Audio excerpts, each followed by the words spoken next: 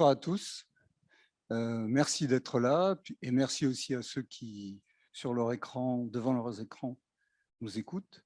Et puis, merci à la MJC de nous accueillir. Ça nous fait très plaisir de venir pour une première fois chez vous.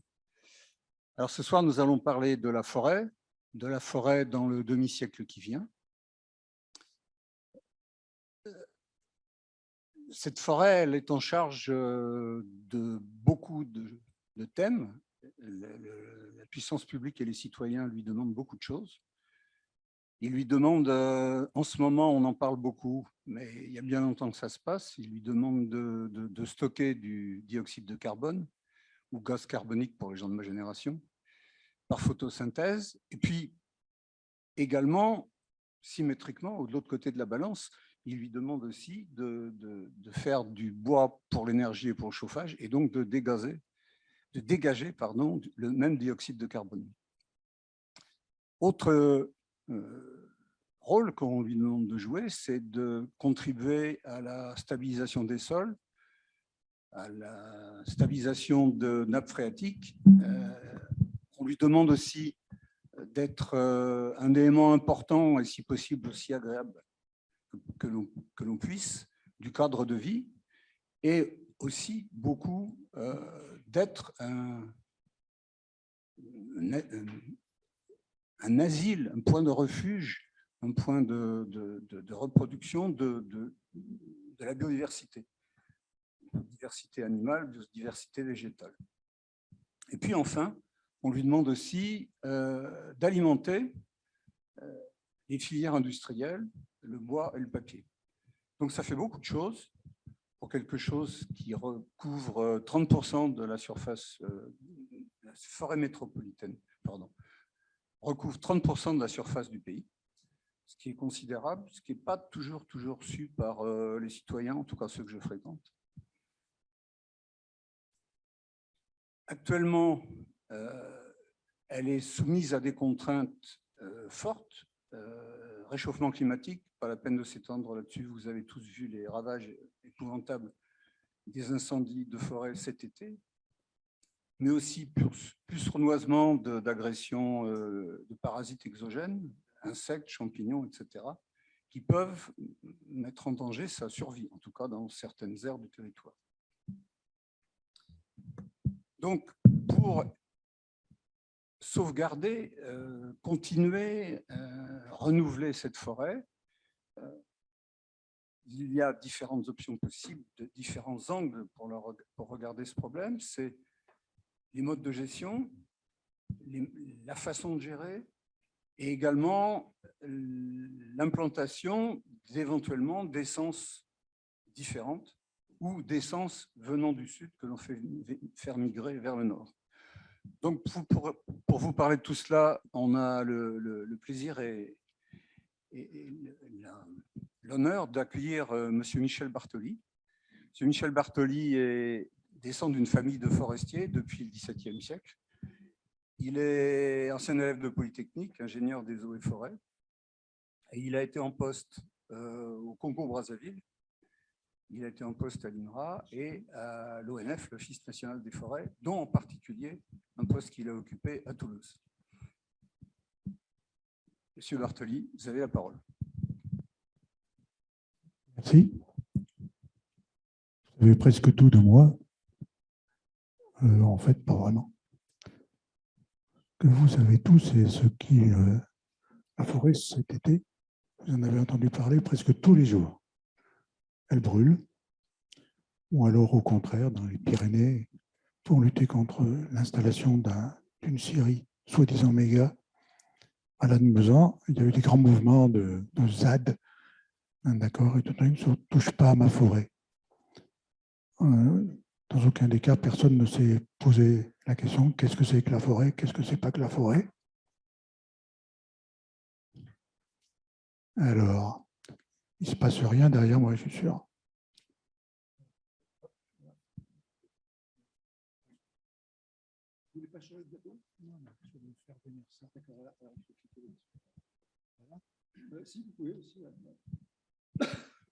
Ça marche.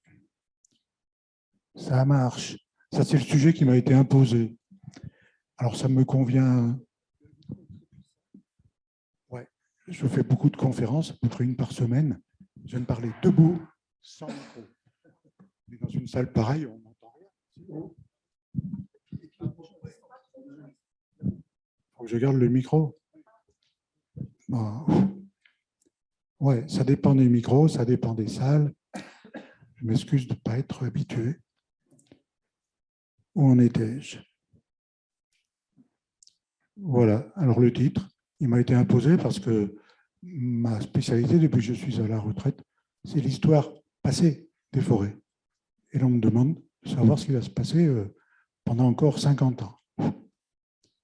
Alors, j'ai quand même préparé quelque chose. Il y a un plan. Si elles ont à poursuivre un élan ou à se créer, c'est d'où viennent-elles? Où en sont-elles aujourd'hui? Ne vous inquiétez pas, ça va aller très vite.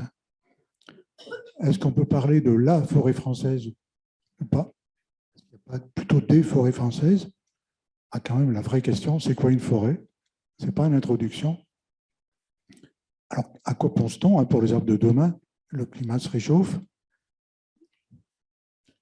Les sols de demain, ça, vous n'en avez jamais entendu parler quand on parle de forêt. S'il n'y avait pas de sol, il n'y aurait pas de forêt.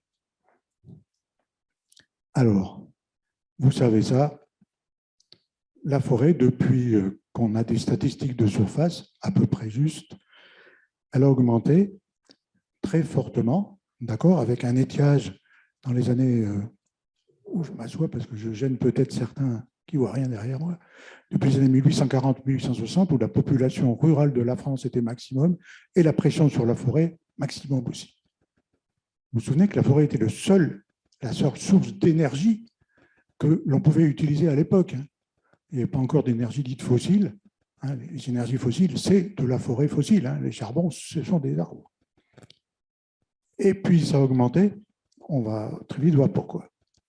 Et puis, vous voyez que la statistique, elle s'arrête en à peu près 2000, un petit peu avant, et que ça devient plat.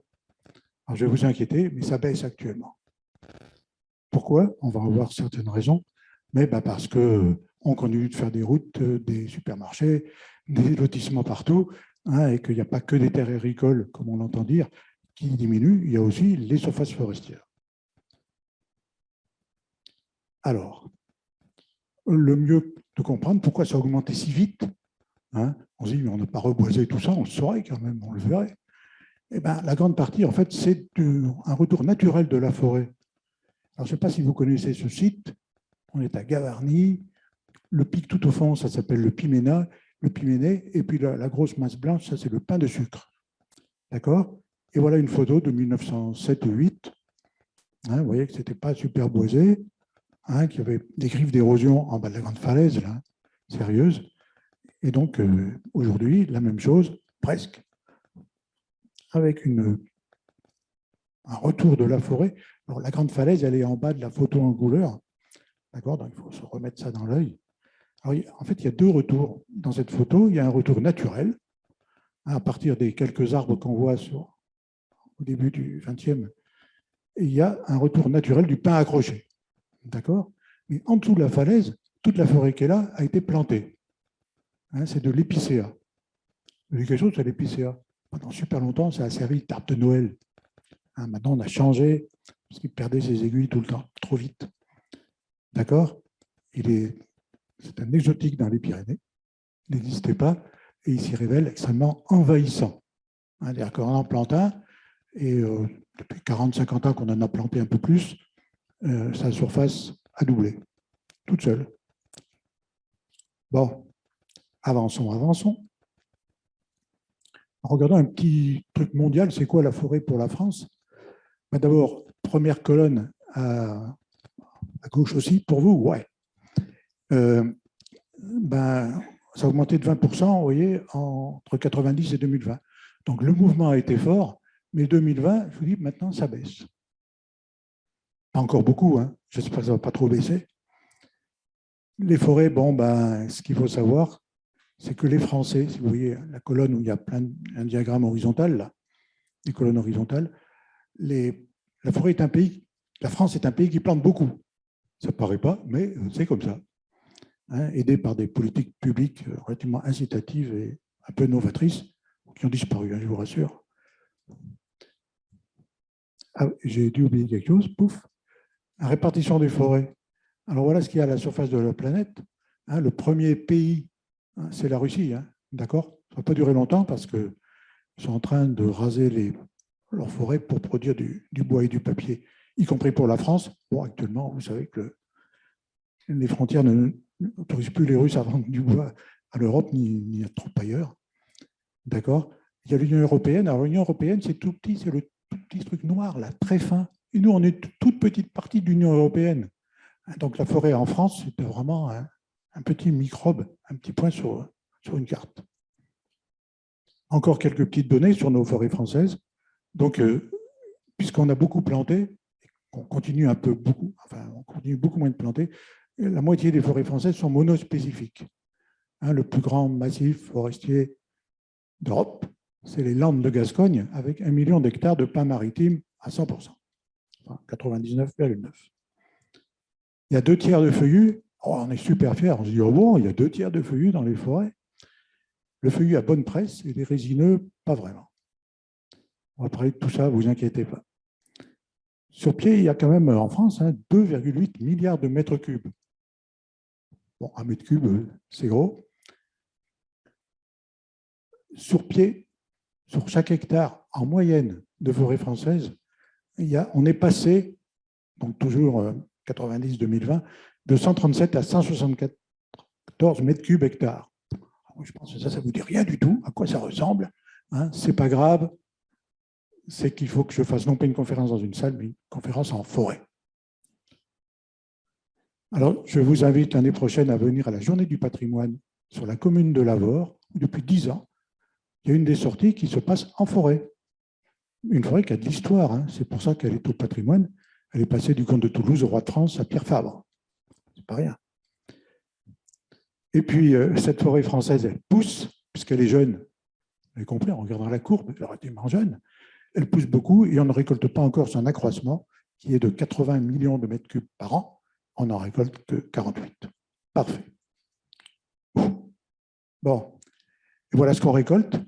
Alors, on a toujours les statistiques qui sortent, et puis on s'aperçoit en fait que la courbe du haut, là, en pointillé, la plus grosse part de la récolte, c'est le bois de chauffage pour les gens dans leur forêt. Vous voyez, il y a le bois d'œuvre, dont on fait des meubles, des charpentes, des toits, des tas de choses comme ça. Il y a le bois d'industrie, c'est le papier essentiellement, d'accord, mais aussi tous les panneaux de particules, les choses comme ça. Il y a le bois énergie que l'on vend.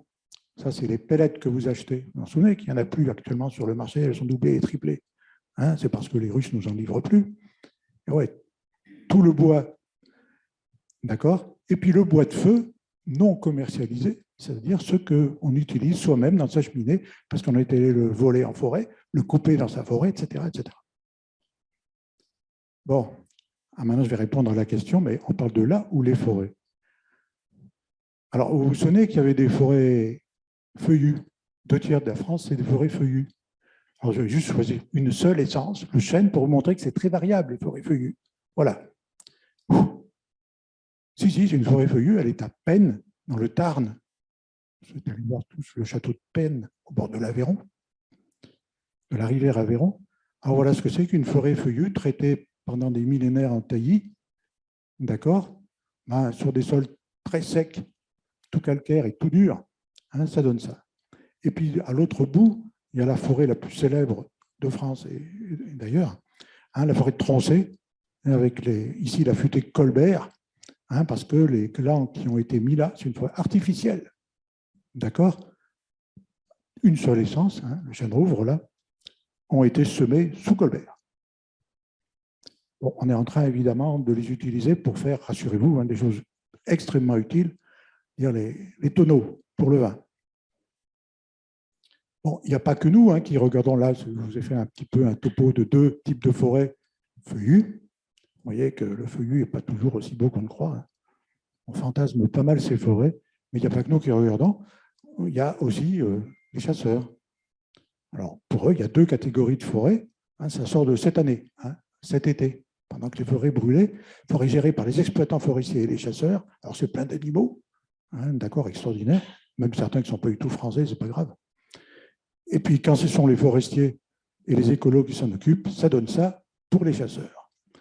Alors, admirez aussi leur goût, l'éthique et le manque d'ironie probablement de leur discours. Bon, alors, c'est quoi une forêt? Là, j'aurais un petit peu de mal à vous la décrire en parlant comme ça. Alors là, vous avez une peuplerée. Alors, c'est quoi une peuplerée? Vous avez plein d'arbres là. D'accord? Sur la photo. Pas du tout, vous vous trompez. C'est le même arbre. C'est des boutures du même peuplier mère, du pied mère. D'accord? On les a enfoncés, mais il n'y a aucune différenciation génétique entre chacun de ces pieds.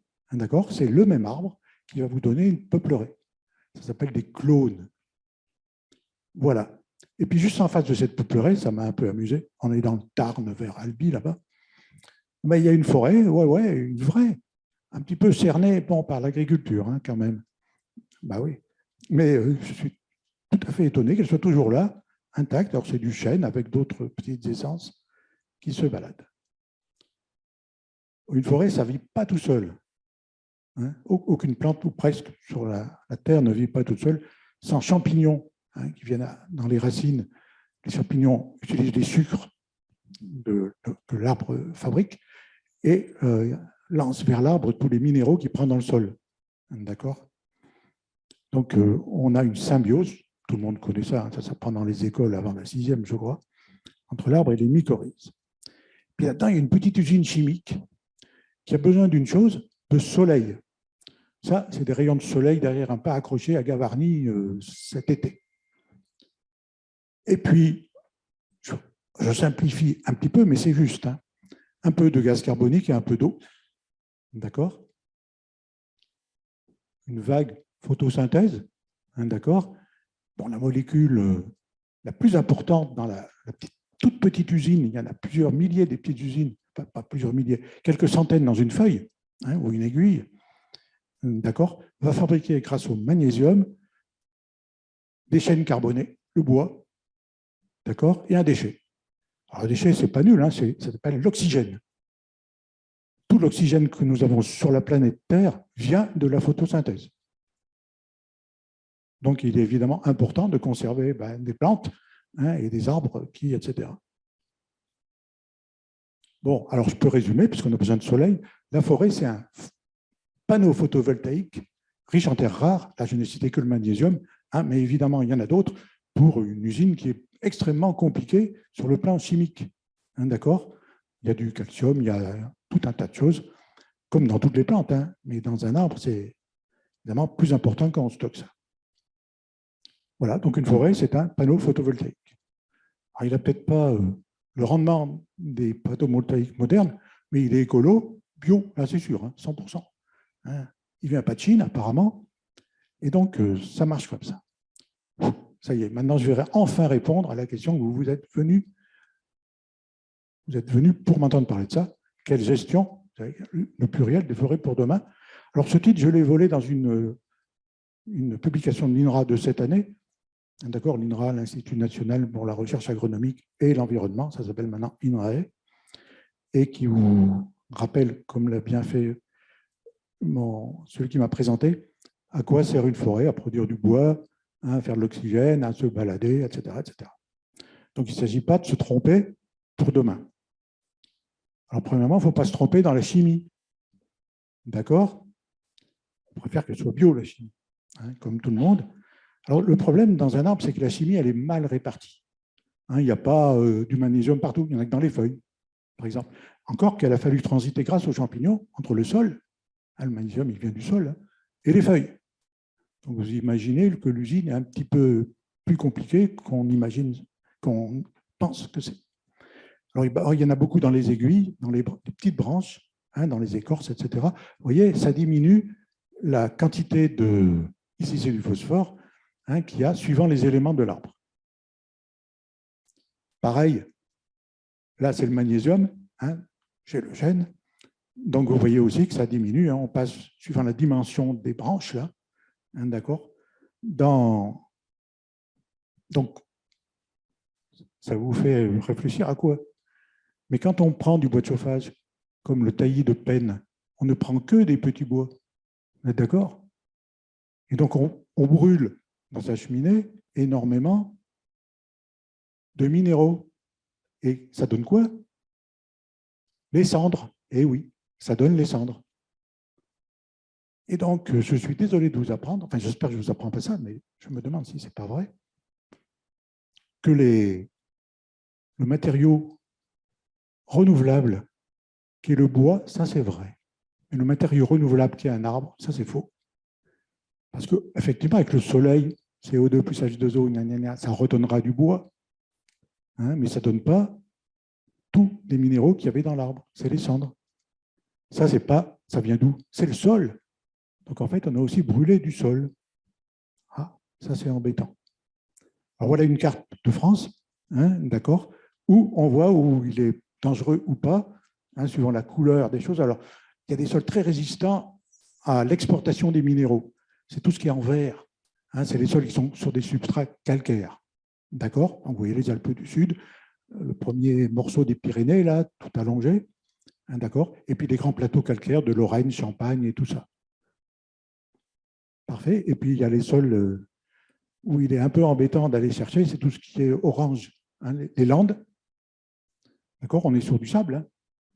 Donc là-dedans, il n'y a pas beaucoup de minéraux par construction, sauf la silice. Enfin, la silice, il y en a dans les arbres. Hein. Mais ce n'est pas ça qui sert vraiment à faire fonctionner la machine arbre. Ça va servir de squelette. Il y a toute la forêt au centre de la France, la d'Orléans. Hein, vous voyez une tache orange au-dessus du bleu. Et puis les Vosges, hein, qui sont entre le craie vosgien et les granites, qui sont des sols basés sur des roches minéralement pauvres.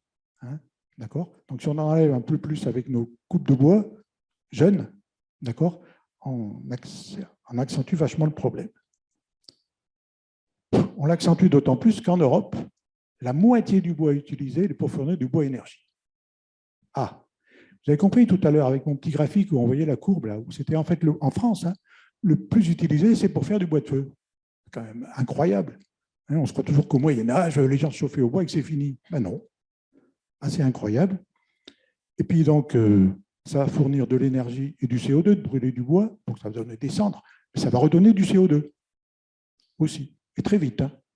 Il faut 100 ans pour faire un bel arbre et 5 minutes pour en dégager la totalité du CO2. Voilà. Alors, je vous ai dit, il y a les cendres. Alors, on se dit, ouais, c'est un problème nouveau, là, M. Bartoli, il est en train de nous apprendre quelque chose qu'on n'a pas appris à l'école. Les forestiers, nulle part, vous voyez marqué dans les clauses de vente de bois, n'enlevez pas les petites branches parce que c'est l'engrais du sol. On ne voit plus.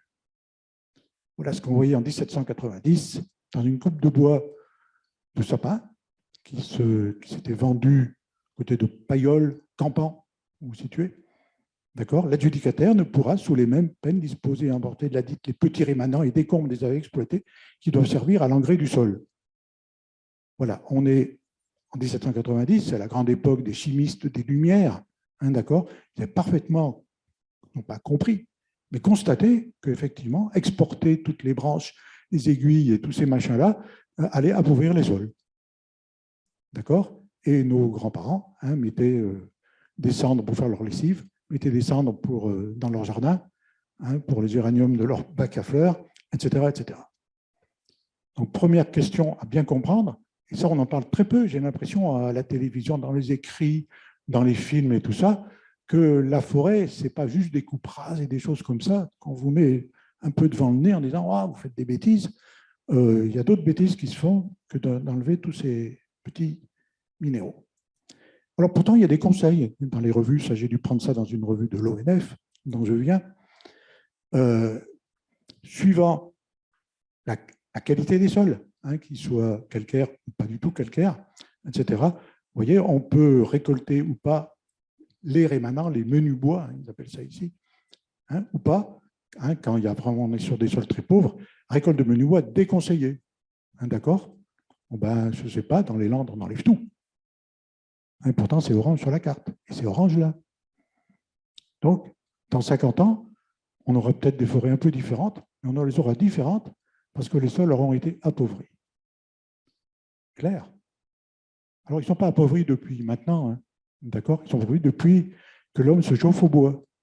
Et il y a de belles forêts en Normandie, par exemple, où la récolte de bois sur des sols comme ça, un peu pauvres au départ, sont devenus totalement pauvres, Hein, d'accord. Il n'y a plus grand-chose qui pousse. Hein. Pour se rendre compte de ça, plusieurs siècles. Hein, d'accord. Il y avait une abbaye à côté qui récoltait pour vendre son bois et se chauffer. Et pendant plusieurs siècles de récolte intensive de bois, avant qu'on invente le charbon de terre, essentiellement, comme ça, extrêmement appauvri. Il suffit de mettre un petit peu de calcaire pour que tout se relance et que ce qui a été mis dans les cheminées, dans les jardins et tout ça, la machine pédologique, la science des sols et des sols, repartent. Bon, alors ça a été un premier truc dont on parle peu, mais les forêts de demain, elles vont être... Ah, que vois-je 1911, Lyautey forestier, c'est quoi cette histoire? Juste vous raconter une petite histoire qui est arrivée à Hubert Lyautey. Ça vous dit quelque chose, Lyautey? Pas grand-chose. Il était militaire, d'accord? Et un militaire très spécial, vraiment ultra original et sans doute assez génial. D'abord, il était, et c'était connu dans l'armée, homosexuel. Il est devenu maréchal de France, je vous signale. En 1911, il était pas gouverneur, délégué général au Maroc. C'est lui qui a, le mot avec des guillemets, pacifié les tribus marocaines. D'accord? Il y a laissé là-bas un souvenir encore très positif. Et en 1911, donc, à peu près toutes les tribus marocaines avaient été calmées par l'armée française, grâce à Lyautey, parce que les généraux français, Lyautey les calmait un peu. Ils disent qu'il y avait 3 personnes dans sa tente, lui-même, et 2 de ses ordonnances. Il y en a un qui dit oh, ça y est, on a calmé toutes les tribus, qu'est-ce qu'on fait pour la dernière? Oh, bon. Il y en a un autre qui dit bon, on va faire comme partout ailleurs, pour les sédentariser, qu'ils arrêtent de se battre pour leurs troupeaux lors des transhumances vers l'Atlas et tout ça. On va sédentariser, on fait un barrage, d'accord, après des cultures pérennes, et puis ils se sédentarisent, et puis comme ça, ils bougeront moins, ils seront moins agités. Bon, il y en a un qui dit oh, écoute, ça fait 10 ans qu'on est là, on fait ça tout le temps, on pourrait changer. Ou que je lui propose. Bon, on pourrait planter une forêt. Une forêt? Il faut 100 ans pour faire une forêt. Lyautey qui était là, écoute, se retourne et dit 100 ans, alors on commence demain. Donc une forêt, la forêt dans 50 ans, elle est déjà là. C'est ça que je veux vous expliquer grâce à Lyautey. Ce n'est pas une vue de l'esprit. D'accord? Si on les récoltait tous à 100 ans, la forêt d'aujourd'hui, la forêt dans 50 ans, elle a déjà 50 ans. Donc, elle est vraiment déjà là. Donc, les forestiers ont une vision du temps qui est un peu particulière, mais malheureusement, la plupart sont changés de paradigme et de calendrier. Pour eux, il faut que ça soit fait demain, tout de suite. Il faut que les résultats soient immédiats, rien à faire. Là, on n'a pas fait beaucoup de progrès du côté de la croissance des arbres. Bon, mais en fait, il y a un petit problème, c'est que grâce à nos émissions de CO2, dont le bois a participé quand même à un moment et continue de le faire, eh bien, le climat se réchauffe. Vous êtes au courant quand même. Oui, parfait. Et donc, il y a des tas de gens qui ont cherché, mais quels arbres vont pousser? Et on se rend compte que le réchauffement, ça va super vite. Dans 50 ans, on se dit, oulala, si on ne commence pas tout de suite, on aura des arbres qui vont sécher, si on les laisse tels qu'ils sont. D'accord? Donc, il faut qu'on change d'essence. Alors, il y a tout un tas d'extraordinaires mecs et filles qui se sont lancés pour savoir quelles essences adopter. Et on a fait donc, on est allé chercher. Alors, il y a très longtemps qu'on cherche comme ça, qu'on fait des arboretums, ou qu'il y a des arbres dans les parcs, éventuellement dans votre parc, si vous en avez un, d'accord, qui, malgré la sécheresse, parfois semblent avoir résisté, etc. Donc, tous les arboretums de France, il y en a beaucoup, ont été visités, ceux qui étaient évidemment à base d'arbres dits méditerranéens, d'accord, qui viennent du sud de la France, du sud de l'Europe, Turquie, Grèce, Italie, ou du nord de l'Afrique d'Afrique du Nord. Essentiellement, c'est ça, et pas mal d'arbres américains dans les zones.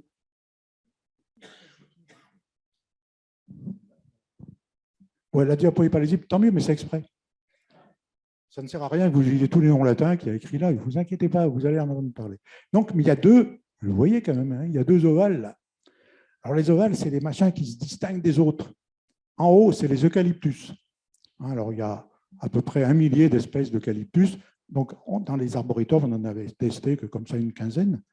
Et puis, en bas à droite, hein, ce sont les cyprès, hein, ce qu'on appelle les cupressus. Parfait.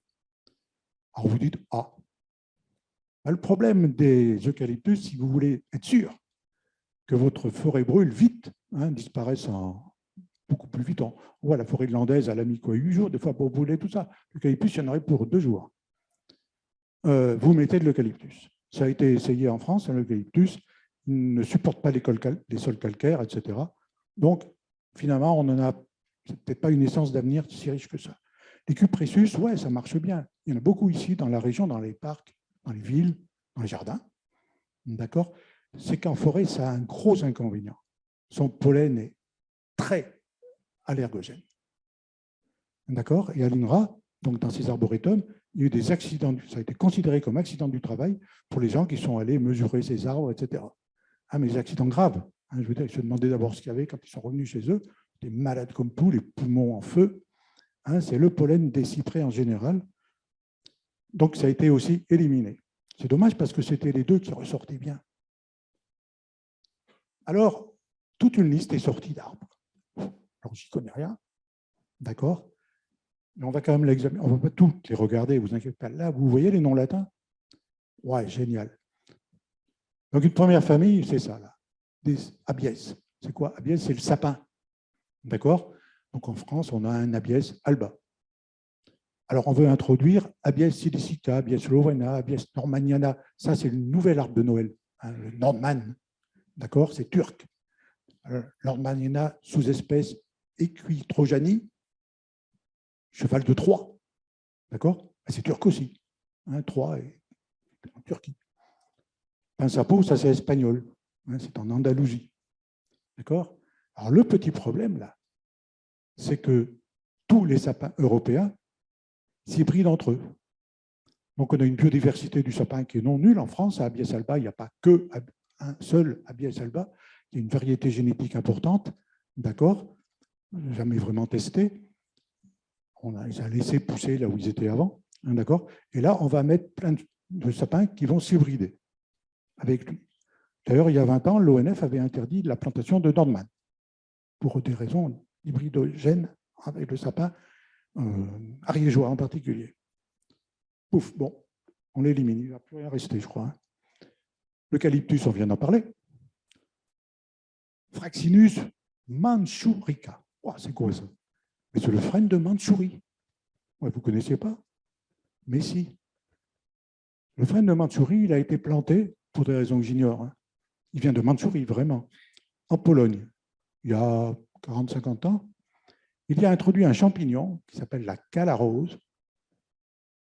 Vous n'avez jamais entendu parler de la calarose non plus? C'est ce qui est en train d'achever les derniers frênes français. En 10 ans, la frênée française a pratiquement disparu grâce aux frênes de Mandchourie. Donc, on va en planter pour accélérer je ne sais pas quoi. Donc, je veux dire que les arbres exotiques, parfois, ne sont pas que s'hybrider, ils apportent quelques parasites de choc. Hein, là. Bon. Ah, le Metasequoia Glyptos proboides. Vous connaissez? Non.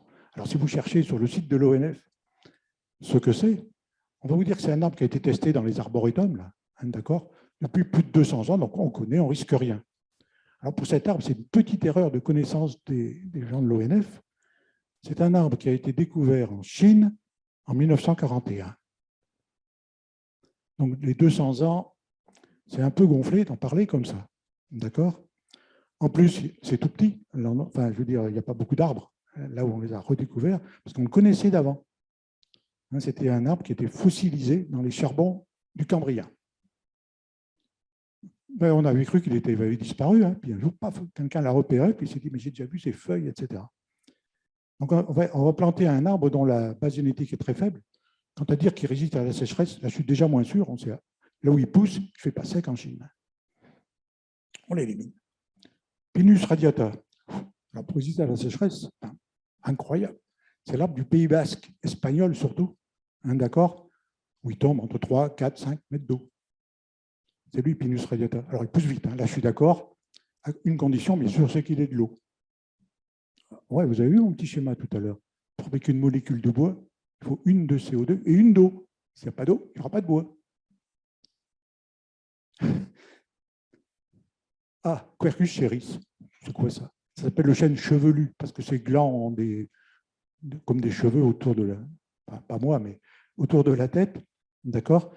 Alors, les gens qui l'ont mis, ils sont sans doute jamais vus. Je trouve que j'ai eu la chance d'en gérer dans 2 régions de France, hein, l'Alsace et par ici d'ailleurs. Il gèle. Dès qu'il fait -4, moins sec, le bois gèle et l'arbre se fend. Bon, pour résister à la sécheresse, j'en sais rien. En tout cas, il gèle. Alors, au hasard, hein, le chêne rouge. Ça, tout le monde a vu du chêne rouge d'Amérique, d'accord, quelque part ici. Le problème, c'est que vous en plantez 1 hectare et 40 ans après, vous en avez 10. Et après, c'est exponentiel. Alors, qui a mis en évidence ce phénomène d'envahissement, mais considérable, hein, ben, c'est l'ONF, dans la forêt de Montèche. Pour ceux qui voient que je prends mes exemples pas toujours très loin. Voilà, voilà. Donc, il reste... tout le reste, c'est un peu comme ça. Hein. C'est-à-dire, c'est des arbres que les gens qui font encore de la dendrologie, la science des arbres, connaissent. J'ai l'impression que les forestiers, ils n'en ont jamais fait. Quand ils suivaient un cours de dendrologie pour ces espèces dites exotiques, je n'ai pas l'impression. Hein. Ah, le calocèdre. Alors là, très à la mode, le calocèdre. Là, on va planter ça partout. Vous en avez déjà vu? Ça ressemble à ça. Petit, hein, là, c'est en pépinière, hein, d'accord? Ils sont déjà en pépinière parce que on prépare les forêts d'avenir dès maintenant. Le problème, c'est que quand j'ai vu que l'ONF allait mettre le calocèdre, j'ai levé la main en disant « Mais vous avez déjà des forêts qui ont été plantées en calocèdre il y a plus de 50 ans. » Ah bon? Qui m'a fait? Alors, j'aurais envoyé les photos. La coupe venait de passer. Alors, au bout de 50 ans, l'arbre, il est assez haut, mais il n'est pas très gros. Hein. Franchement, c'est en Ardèche, hein, là. D'accord? Et d'ailleurs, vous voyez l'utilisation à l'avion, on fait du bois de chauffage avec. Donc, la plupart des autres essences, je pourrais vous faire rire, des fois, encore mieux que je n'ai pas réussi à le faire. Je croyais que j'allais le faire rire. Ce n'est pas toujours un truc. Bon, si on veut planter les forêts de demain, qu'on ait des graines en pépinière, etc., très bien. Avec d'autres essences, peut-être celles qui sont là. Ça, c'est une autre affaire. On va donc préparer les sols pour faire des petits placeaux d'essai pour montrer que le métaséquoia pousse bien dans la forêt domaniale d'Orléans. D'accord? Je pourrais vous donner l'adresse du site de l'ONF qui raconte tout ça. Hein, je n'invente rien. Donc la parcelle 477, oups, évidemment, ça ne vous dit rien, ça. Et la forêt d'Orléans, vous ne la connaissez pas, elle était orange hein, tout à l'heure. D'accord? Donc il y a des sols. Et pour planter, c'est embêtant, ils sont des fois envahis de mauvaises herbes, des choses comme ça. Alors on passe une pelle mécanique, on gratte, on fait des gros andins. D'accord? Et on arrive où? Là. C'est-à-dire que la pelle mécanique a enlevé le sol. On est arrivé, ce qui est blanc en dessous, c'est à peu près aussi fertile que ce sur quoi je tape maintenant. D'accord? Parfait. Donc, il y a eu un article que j'ai vu récemment dans un journal forestier, hein, dont le titre est « Requiem pour un sol » et qui montre ça. Hein, je ne tire pas mes exemples de n'importe où, hein, qui montre comment, ici, l'Office national des forêts, est en forêt domaniale, hein, a travaillé les sols pour pouvoir planter derrière. Bon, non, attendez, on arrive au pire maintenant, parce que après, c'est crescendo, mon truc. Il faut qu'il n'y ait pas de suspense. Alors, quelque chose dont on ne parle presque jamais, et pourtant que vous vivez quand vous allez en forêt, hein, d'accord? Il y a des ornières. Et oui. Oh, ouais, il y a des ornières. Et plus le sol est humide, bon, ça, j'invente rien là, plus il y a des ornières. Et donc, il y a des sols qui sont humides tout le temps en hiver, et on exploite en hiver pour pas qu'il y ait trop de feuilles sur les feuillus. D'accord? Donc, il y a des sols qui sont tout le temps humides en hiver, ça s'appelle les sols hydromorphes. Alors, ce n'est pas 1 hectare en France, hein. C'est 2,4 millions d'hectares qui fournissent presque 18% du bois d'œuvre en France, d'œuvre et de chauffage, de bois en France. D'accord? Donc, c'est une. Pourquoi il y en a tant?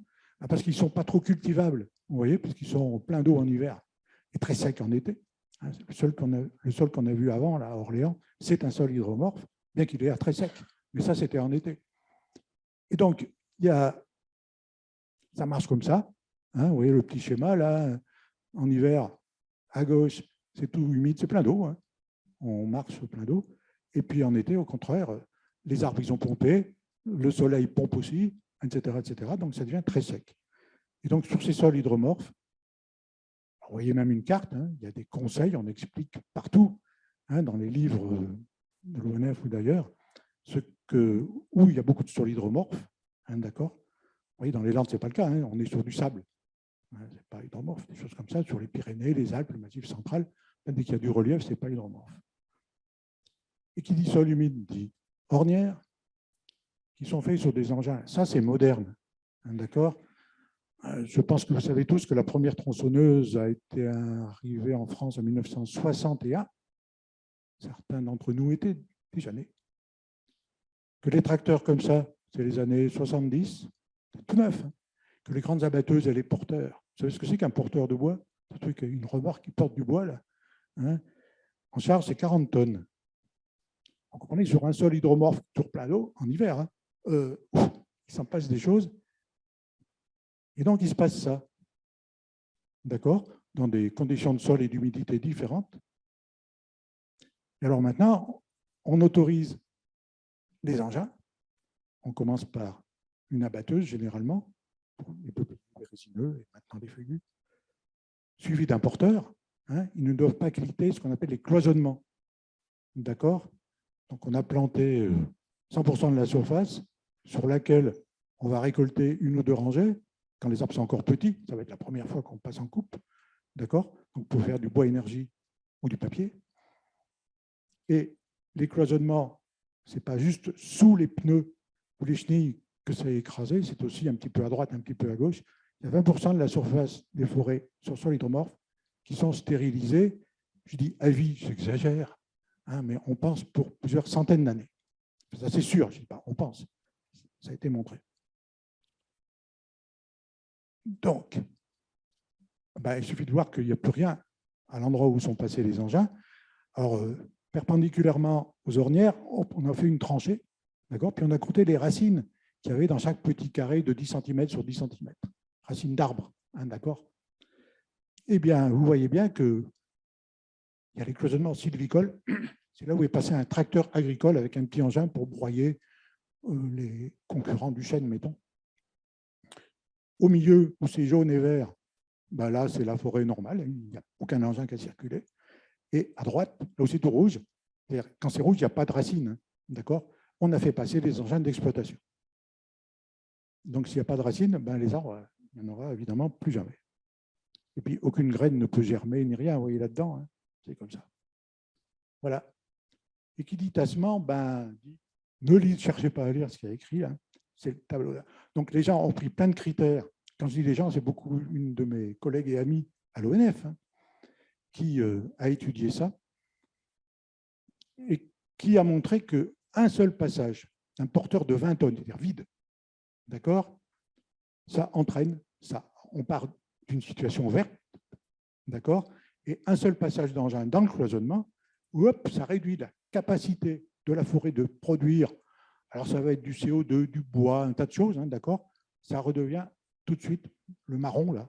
Oui, il ne faut pas grand-chose pour abîmer des sols qui sont évidemment très fragiles. D'accord? Mais il n'empêche que ça ne se remontera pas comme ça.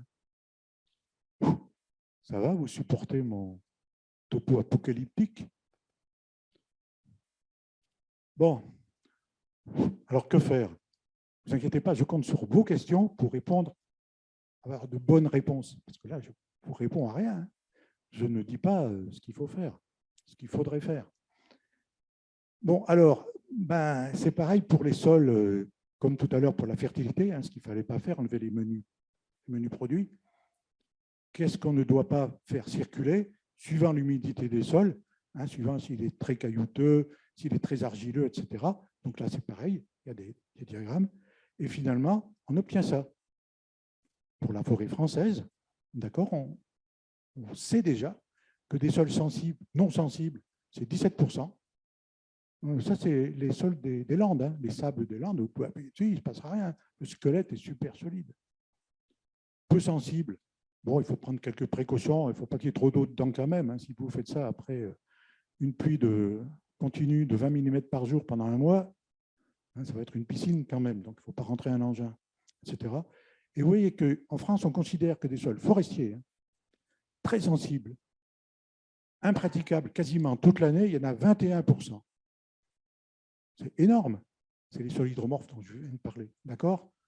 Eh bien, vous allez visiter n'importe quelle forêt sur sol hydromorphe pendant l'hiver, alors que l'ONF, ce serait ça son conseil, et vous y verrez les engins, les tracteurs, les porteurs et les abatteuses circuler.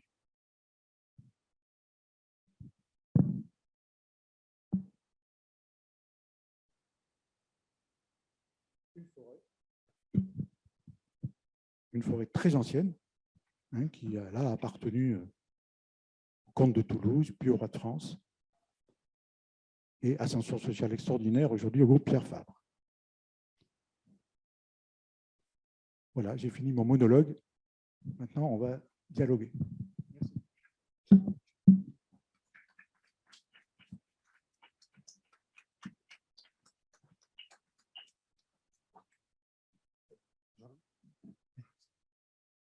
Donc, okay. Jean-Louis, c'est toi qui anime. Donc, on passe aux questions. Ça va, vous êtes remis de vos émotions? Oui. On va commencer tout de suite. Là. Oui, bonjour. Enfin, une question, c'est un petit peu personnel.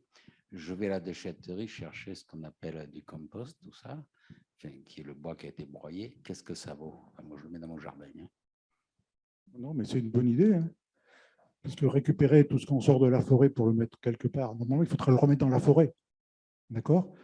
Donc, vous faites une opération qui s'appelait au Moyen-Âge le soutrage. D'accord? Les gens enlevaient l'humus pour le mettre dans leur jardin. Alors là, c'est pareil. Il y a les sols des Vosges du Nord, par exemple, sur les Grévosiens. Tout le monde a vu la cathédrale de Strasbourg qui est en Grévosien. Donc, ces sols extrêmement, enfin, ces roches pauvres, etc. Ça s'appelle le soutrage, de faire cette exportation vers un autre endroit. L'autre endroit, c'est le Béarn. Où il y a eu comme ça des phénomènes de soutrage. Et c'est encore le cas un petit peu au Pays Basque. On enlève toute la fougère sous forêt pour en faire des litières pour animaux qui sont enrichis, si j'ose dire, par la bouse. Enfin, non, c'est des crottes de mouton plutôt. D'accord? Et qu'on remet dans son jardin. Donc, ce n'est pas une mauvaise idée ce que vous faites, mais vous exportez de l'endroit d'origine. Bon. Question. Alors, moi, j'ai une question peut-être avant de passer la parole. Vous avez été très critique sur, c'est donc qu'on puisse dire, hein, sur l'ONF quelque part et la façon dont ces recommandations finalement ne sont pas appliquées. Donc qu'est-ce que, est-ce que j'ai bien compris? Est-ce que j'ai mal compris? Est-ce que non, vous avez en partie bien compris, bon, okay. Mais en partie seulement. Ouais. L'ONF pond des trucs pour que la forêt soit bien gérée, mais lui-même ne suit pas toujours ses recommandations. C'est assez clair, mais ça dépend beaucoup des endroits, de la tradition forestière et de la formation qu'ont les forestiers pour ne pas devenir. C'est écrit dans la notice, j'ai vu, donc ce n'est pas un scoop, ingénieur du génie rural, virgule, des eaux et des forêts. Il manque le D dans la petite notice. J'ai donc, après mon bac, j'ai dû faire 7 ans d'études. Pas mal, non? Enfin, moi, j'ai trouvé, hein, c'était long. Et combien d'études forestières à temps plein ai-je fait dans ces 7 ans? 3 mois. Voilà. Et j'ai le grade le plus élevé, la fonction donc les plus élevées pour faire marcher un établissement qui gère des forêts. Ça ne me paraît pas suffisant. Et je peux vous dire, vertueux, non seulement ce n'est pas suffisant, mais aucun diplôme ayant le mot ingénieur des eaux et forêts français n'est reconnu sur le plan international. J'ai enseigné en Italie, en République tchèque, au Québec, et je comprends très bien pourquoi la France n'a pas cette reconnaissance internationale. J'ai répondu à votre question. Bah, pas vraiment.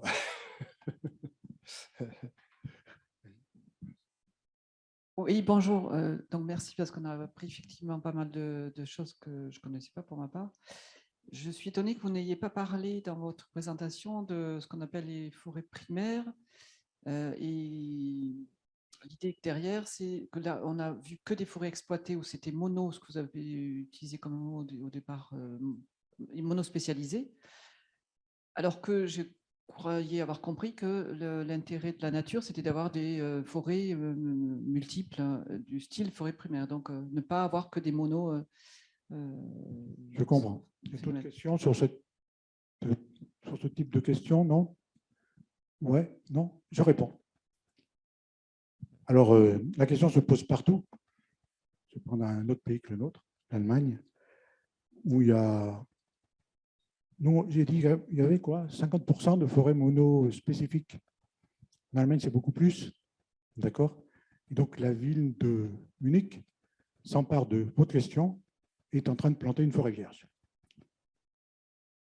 Ça paraît bizarre comme idée. Mais c'est au fond, c'est ça. Ils veulent une forêt avec beaucoup d'essence, plutôt locale. Ils ne vont pas mettre de l'eucalyptus et du Pinus radiata. D'accord? Mais comme ça, pour améliorer. Alors, première chose, est-ce que c'est vrai que les forêts vierges sont toutes mélangées? Non. Il y a des millions d'hectares de Nothofagus en Amérique du Sud. Oui, c'est un coin que je suis allé voir aussi. Il n'y a que du Nothofagus et une seule espèce sur des millions d'hectares. D'accord? Alors, je peux donner les raisons. C'est que le hêtre, en France, c'est la même chose. Nothofagus, c'est le hêtre de l'Amérique du Sud. D'accord? Fagus, c'est le hêtre en France. C'est un arbre extrêmement concurrentiel. Quand il pleut un peu ou qu'il y a du brouillard, si vous regardez un tronc de hêtre, il y a de l'eau qui coule dessus. Si vous regardez le tronc du chêne qui est juste à côté, dans la même forêt, il n'y a pas d'eau. Donc, en fait, le houppier des hêtres a cette particularité anatomique que je n'explique pas, hein, d'accord, de capturer beaucoup plus d'eau, 10% de plus d'eau que son voisin qui n'est pas hêtre. Donc, vous comprenez que s'il met toute l'eau à son pied, ben, le voisin, à un moment, il n'existe plus. Hein. Donc, les hêtrés purs, hein, il y en a quelques-unes en France, sont comme ça nés avec un arbre. Donc, la monospécificité est assez naturelle. La monospécificité, quand vous allez, pas dans les Pyrénées, vous êtes dans la forêt d'altitude, hein, la forêt subalpine de pins accrochés, bon, il y a peut-être une ou deux autres essences hein, qui sont le Sorbelis vaseler et le bouleau, hein, mais ça ne fait pas beaucoup en monospécificité. Alors voilà, quant aux forêts primaires, c'est une autre question. Donc, vous voyez, ce n'est pas uniquement la monospécificité qui fait la forêt primaire. Ah oui, les forêts de Nothofagus, il y en a encore beaucoup qui sont complètement primaires. Hein. Il n'y a personne qui habite à des centaines de kilomètres d'elles. La forêt primaire, c'est une forêt qui n'a jamais été exploitée, première chose, par des coupes de bois. Deuxième chose, par des troupeaux domestiques. Alors ça commence à baisser parce que même si c'est un peu inexploitable pour le bois, ben, on a peut-être fait monter des moutons. Et qui n'a jamais été incendié. Très bien. Alors, est-ce qu'il en existe encore en France? Oui, oui. Ah, ah. Il en existe quelques-unes dans les Pyrénées, de toute beauté, comment dire, mais qui déçoivent les gens qui s'attendent à trouver une forêt primaire comme celle qu'on fantasme. Vous voyez, il y a une essence et demie, hein, ça peut être, des choses comme ça. De très beaux sapins, hein, d'accord, mais ça n'a... Alors, il y a plein de bois morts par terre, mais on ne fait pas attention.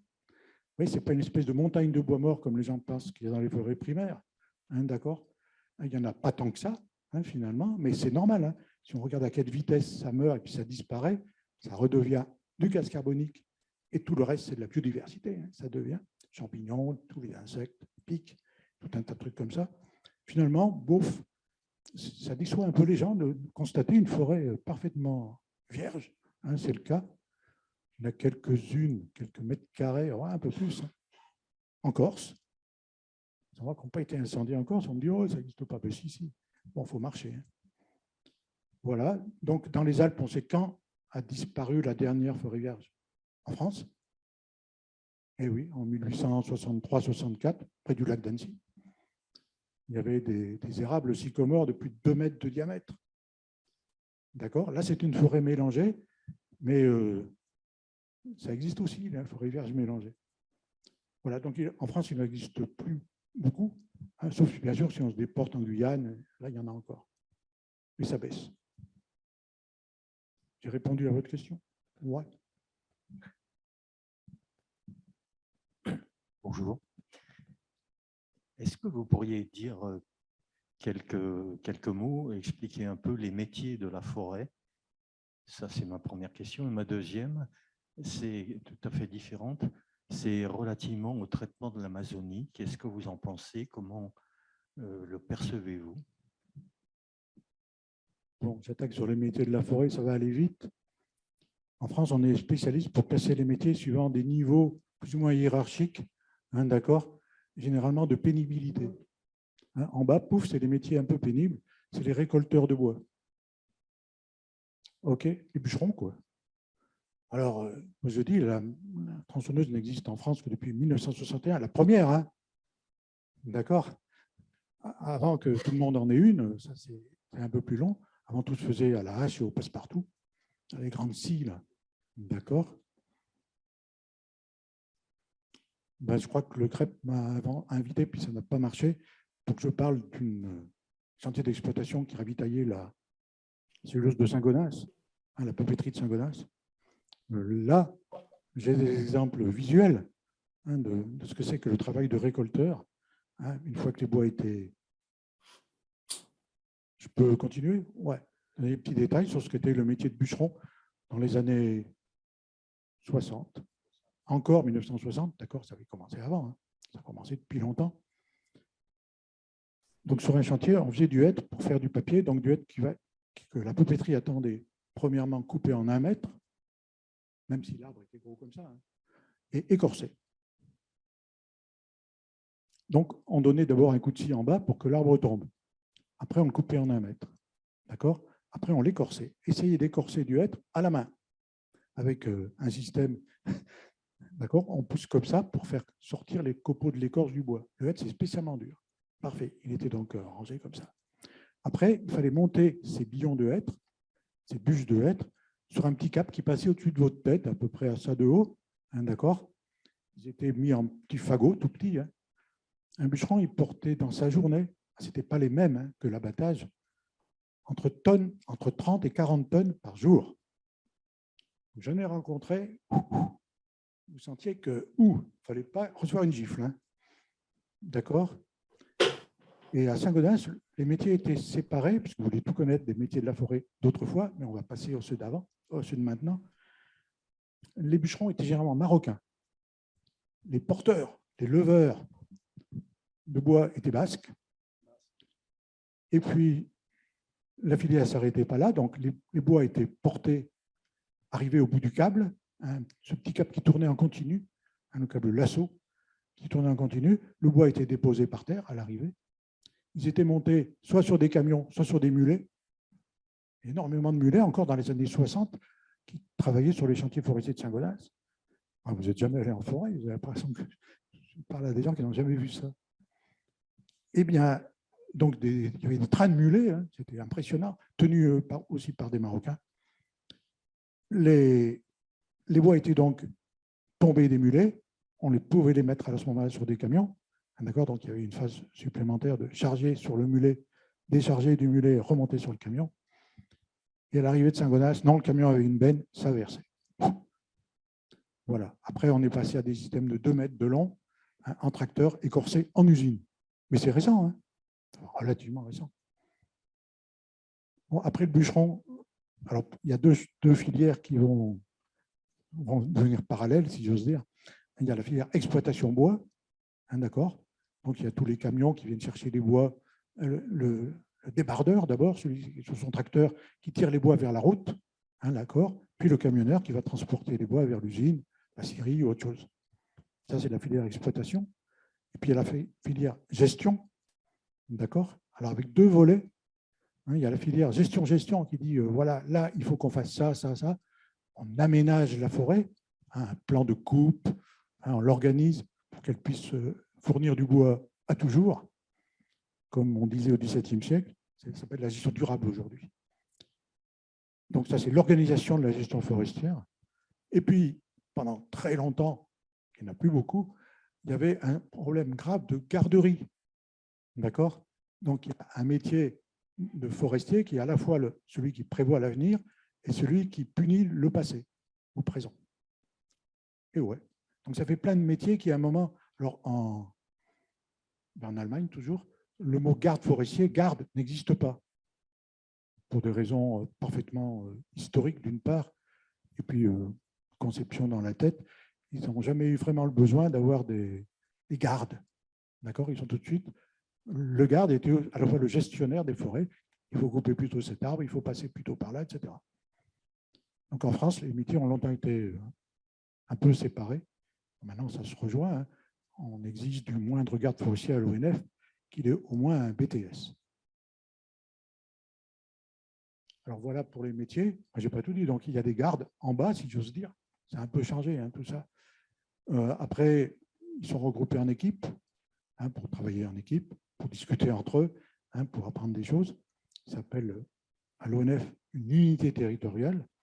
Et puis après, il y a le niveau technicien-ingénieur, hein, d'accord, pour faire marcher tout le système, rédiger les rapports, étudier les choses, constater que ça ne marche pas, prévoir les devis pour faire des routes forestières, etc. etc. L'Amazonie.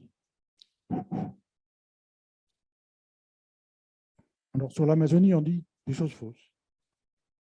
Pas sur la question que vous avez posée. On dit, ouais, c'est le poumon de la planète. Hein, d'accord? Alors, ça ne marche pas du tout comme ça, parce que l'Amérique du Sud n'est pas du tout faite comme nous. Entre l'océan, les vents viennent de l'ouest, entre l'océan et l'Amazonie, il y a une chaîne de montagnes, hein, qui s'appelle les Andes, hein, d'accord, qui bloque toute l'eau. D'accord? Tandis que nous, c'est l'inverse. Au fond, ce sont les Pyrénées, les Alpes, qui bloquent l'eau, et c'est là qu'il y a les forêts. Tandis que l'Amazonie, au fond, est à l'abri de l'eau. Donc, c'est doublement dramatique de couper l'Amazonie, parce qu'elle a un cycle de l'eau presque, comment dire, qui tourne sur place. Hein, d'accord?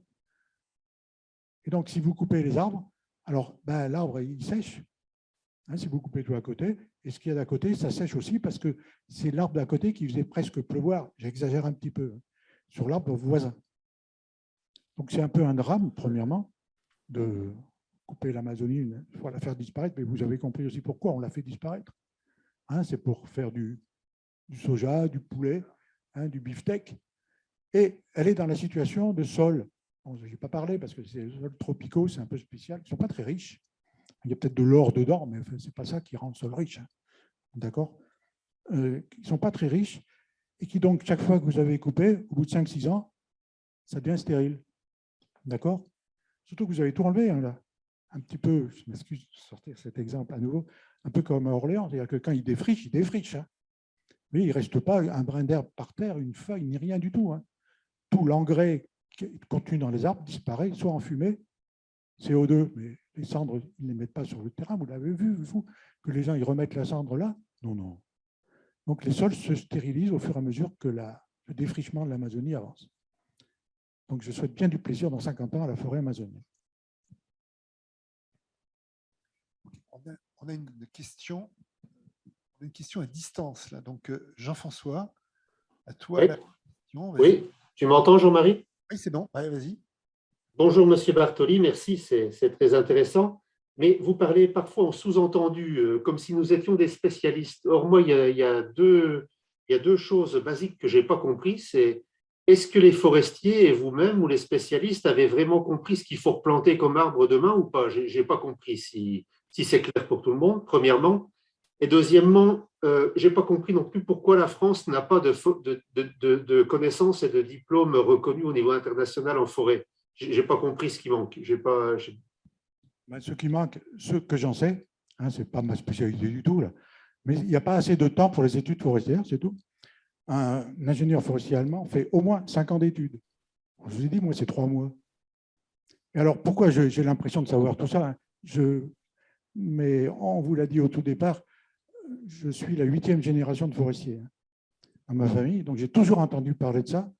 Et je n'étais pas encore sorti de l'école comme proposé déjà d'être professeur d'écologie forestière dans l'illustrissime école, elle est beaucoup moins, de Nancy. Donc pour ça. Alors pourquoi on ne sait pas planter les arbres qu'il faut, mais on n'est pas sûr qu'il faille le faire. Vous voyez? Exemple, il y a un grand projet de l'ONF qui s'appelle le projet Giono. Si, c'est l'auteur, c'est Jean Giono, l'auteur, parce qu'il a écrit L'homme qui plantait des arbres. L'ONF a demandé donc à la famille Genot, enfin aux ayants droit, si on avait le droit d'utiliser son nom, pour planter des arbres. Et on a planté du hêtre de la Sainte-Baume, c'est vers Marseille, d'accord, Aix-en-Provence et Draguignan, dans la Meuse. D'accord. On s'est dit, c'est une idée géniale, c'est des arbres, des hêtres du sud qui sont adaptés donc à un climat plus sec, qu'on va mettre dans la Meuse et qui vont donc pousser dans un climat qui devient de plus en plus sec. C'est génial, mais pour l'instant, je crois que le taux de réussite est à peu près de 0%. Alors c'est pareil, on veut enrichir, on a fait la même chose, c'est en cours, hein, avec un arbre. J'ai même participé à un numéro spécial qui parle de ça, enrichir en chêne pubescent. Il y en a pas mal dans la région. Donc, il y a différents chênes en France. Il y a le chêne rouvre, le chêne pédonculé, le chêne vert, le chêne pubescent, le chêne tausin et, et le kermès. Donc, le chêne pubescent, c'est ce chêne qui est assez présent dans la région toulousaine et qui ne perd pas ses feuilles en hiver. Il y a des feuilles qui restent accrochées là et les feuilles tombent au moment où la feuille nouvelle arrive. En fait, on est en train de s'apercevoir, c'est même démontré, en faisant des analyses ADN, ce qui n'était pas évident, qu'en France, il n'y a pas un chêne pur. Quand il est rouvre, il a ces caractéristiques que les botanistes ont définies.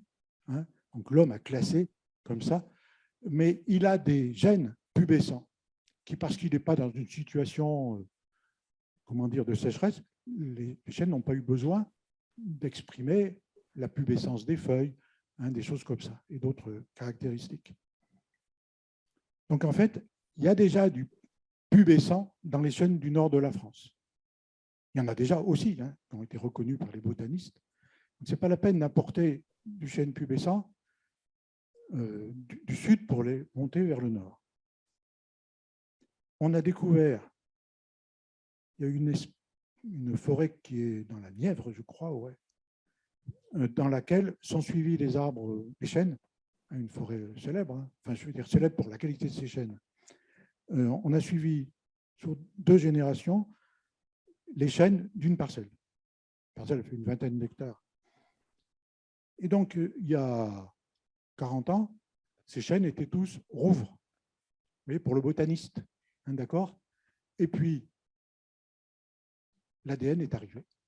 Et on a fait, comme la police moderne, on a regardé le génotype des chênes.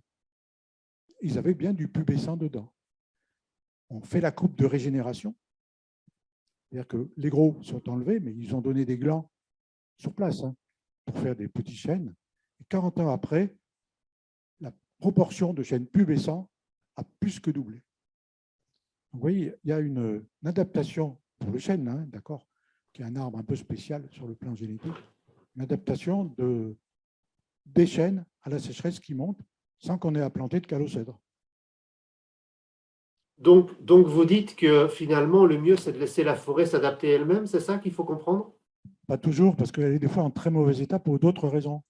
Vous avez compris aussi que quand les sols sont très abîmés, si vous voulez faire pousser quelque chose, il va peut-être falloir faire un peu de chimie, rajouter du cholage, c'est tout bête, des choses comme ça, quand on fait une analyse de sol. Il ne faut pas regarder que les arbres en forêt, il faut aussi regarder tout l'écosystème, premièrement. Deuxièmement, la laisser faire toute seule, mais on l'a déjà terriblement déformée. La dernière diapo que j'ai montrée, là, on voit une forêt un peu dans le brouillard, d'accord? Depuis à peu près le XIVe siècle, c'est une forêt qu'on a forcée à devenir une chênaie. D'accord? Et comme on l'a traité en taillis, tous les arbres rejettent à peu près, d'accord? Et à un moment, le taillis le plus gros avait 7 ans dans cette forêt, au XVIIe siècle. Et donc, il n'y avait pas que du chêne. Et on a choisi à partir de là que du chêne. Mais les autres essences qui étaient là ont toute leur place aujourd'hui. Il n'y a pas de raison qu'il n'y ait que du chêne. C'est de l'Alysia terminale, du cormier, de l'érable champêtre, j'en passe. Donc, la forêt, on peut la garder en place, mais pas la forêt qu'on a toujours sous le nez, c'est-à-dire la chênaie 100%. C'est ça qu'on a fait. Vous avez entendu parler tous de Saint-Gobain. Ouais. le fabricant de verre. Qui dit fabricant de verre dit sous Louis XIV une forêt à côté, hein, sinon on ne marche pas. Hein. Il n'y a pas d'énergie pour faire fondre le sable. Hein, d'accord? Mais la forêt de Saint-Gobain, encore au XIIIe, XIIe siècle, était une haie très pure. Aujourd'hui, si vous trouvez un hêtre à Saint-Gobain, c'est sous la pression des forestiers uniquement qu'on a fait du chêne, par une envie de... Le chêne, il a un peu un prestige. Les gens voulaient du chêne. D'accord? Au bout de quelques siècles, on a eu du chêne. À force de couper les hêtres, dans les régénérations, les choses comme ça, on a ça. Donc les forêts d'aujourd'hui sont déjà extrêmement déformées par rapport à ce qu'elles pourraient être avec un peu de bride, en lâchant un petit peu les rênes. Dernière chose, est-ce que les forêts de demain, si on change d'essence, ça va être bien? Il ne faut pas se tromper. Hein. C'est-à-dire qu'il y a des arbres qui résistent à la sécheresse. Et s'il n'y a pas d'eau, il ne faut pas rêver. Personne n'a jamais inventé un arbre qui faisait 2 molécules de bois pour 1 molécule d'eau. Hein, d'accord? Ça serait miraculeux, si j'ose dire. Pour l'instant, on ne sait pas. Donc, c'est-à-dire que les arbres, s'il n'y a pas d'eau, il y en a qui résisteront à la sécheresse et ne pousseront pas. C'est comme ça. Hein, d'accord? Vous avez vu l'exemple du calocèdre. Ça, il résiste à la sécheresse. Hein. Il n'y a aucun problème. Mais du coup, il ne pousse pas. Ça va ensemble. Hein, s'il n'y a pas d'eau, les arbres ne poussent pas. Donc, c'est mathématique, physique ou chimique, si on veut, mais il n'y a pas de miracle comme ça. J'ai répondu à votre question, monsieur? Oui, j'ai compris qu'on n'a pas les idées claires. Comment ça? Ah oui, bien sûr. Allez faire vos études forestières en Belgique.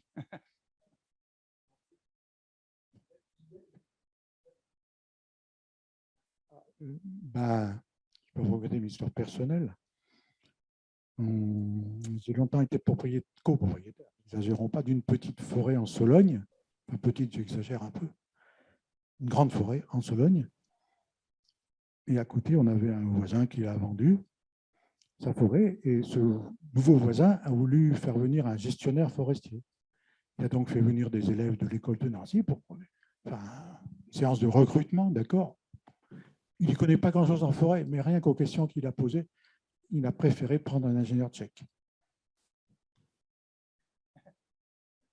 Un exemple parmi d'autres. Un ami avec lequel j'ai écrit un livre sur les forêts du Béarn, et lui, il est décédé il n'y a pas longtemps, et propriétaire de 1000 hectares de sapinières dans les Vosges. D'accord, il me dit, je vais faire un exercice d'inventaire, de compter les arbres, à quelle vitesse ça pousse, combien il y en a, quelle coupe je pourrais faire après avoir compté ce qu'il y a aujourd'hui, quelle coupe je pourrais faire demain. C'est pareil. Hein. Il a vite changé de pays, hein. Il a pris un Belge.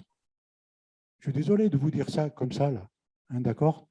Mais ce n'est pas un scoop, hein, parce que la direction de l'école forestière de Nancy s'est réunie pour savoir comment améliorer l'enseignement.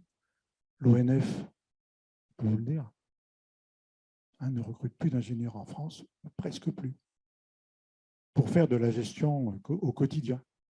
Hein, d'accord? Pour remplir les bureaux de gens qui font autre chose, mais qui sont utiles, hein, c'est pas ça que je veux dire, mais pour faire l'administration, la gestion, des tas de choses comme gestion de paperasse, là c'est bon, mais sur le terrain, je suis désolé, mais je peux vous envoyer la lettre du directeur général de l'ONF à l'école forestière. Donc il y a quelque chose qui ne va pas dans le système. Et c'est en partie ça qui répond à la question que vous me posiez. Que seront les forêts dans 50 ans? Elles seront ce que les forestiers d'aujourd'hui en font. Déjà aujourd'hui, hein, pas en feront, en font. Si les forestiers d'aujourd'hui ne sont pas tout à fait au point, dans 50 ans, je ne serai peut-être plus là pour les voir, mais vous serez tous là, hein, pour voir dans 50 ans si elles sont en bon état ou pas en bon état. Et répondront à votre attente de forêt correcte, jugée primaire. Oui. Je peux poser une autre question, Jean-Marie, ou comment? Je suis un vieil ariégeois et j'ai pâturé dans les hautes montagnes, dans les vallées suspendues, qui ont été ravagées à l'époque par les charbonnières et qui, à l'heure actuelle, deviennent de véritables friches. Et la couche inférieure, genêt, ronces, genêt, forêt, commence à pousser et plus aucune bête ne peut pas cager là-dedans. Et vu les problèmes qui traînent dans la presse et un peu partout en disant qu'on ne mangera plus de viande dans une vingtaine d'années, déjà on a perdu, moi par rapport, quand j'étais jeune, on a perdu dans ma vallée 3000 moutons. Alors, pour des causes diverses, mais on a perdu 3000 moutons. Qu'est-ce que vont devenir ces vallées suspendues qui commencent à devenir de véritables... c'est des friches, quoi. Je suis d'accord. Ah, j'ai bien compris votre question, mais malheureusement pour vous, j'ai aussi la réponse. Donc, si vous voulez faire disparaître une forêt, lentement, hein, parce que si vous faites disparaître vite, c'est vite fait. Hein. Une allumette, hop, quelque temps après, il n'y a plus rien. Mais si vous voulez mettre une centaine, 200 ans pour faire disparaître une forêt, vous faites comme en Ariège. Hein, vous mettez des moutons. Et vous pouvez voir ce genre de forêt, ça existe dans les Pyrénées. En Ariège peut-être, mais je n'ose pas sortir un endroit. Sur le Haut-Acam, tout le monde connaît le Haut-Acam. Il y a une étape du Tour de France là, cette année au Haut-Acam. Il y a une sapinière surpâturée depuis 200 ou 300 ans. Hein, il y a d'énormes sapins, et c'est tout.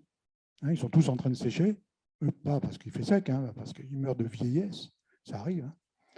Et il n'y a pas de semis, puisque les moutons ou les vaches là, plutôt ont tout mangé et continuent de tout manger.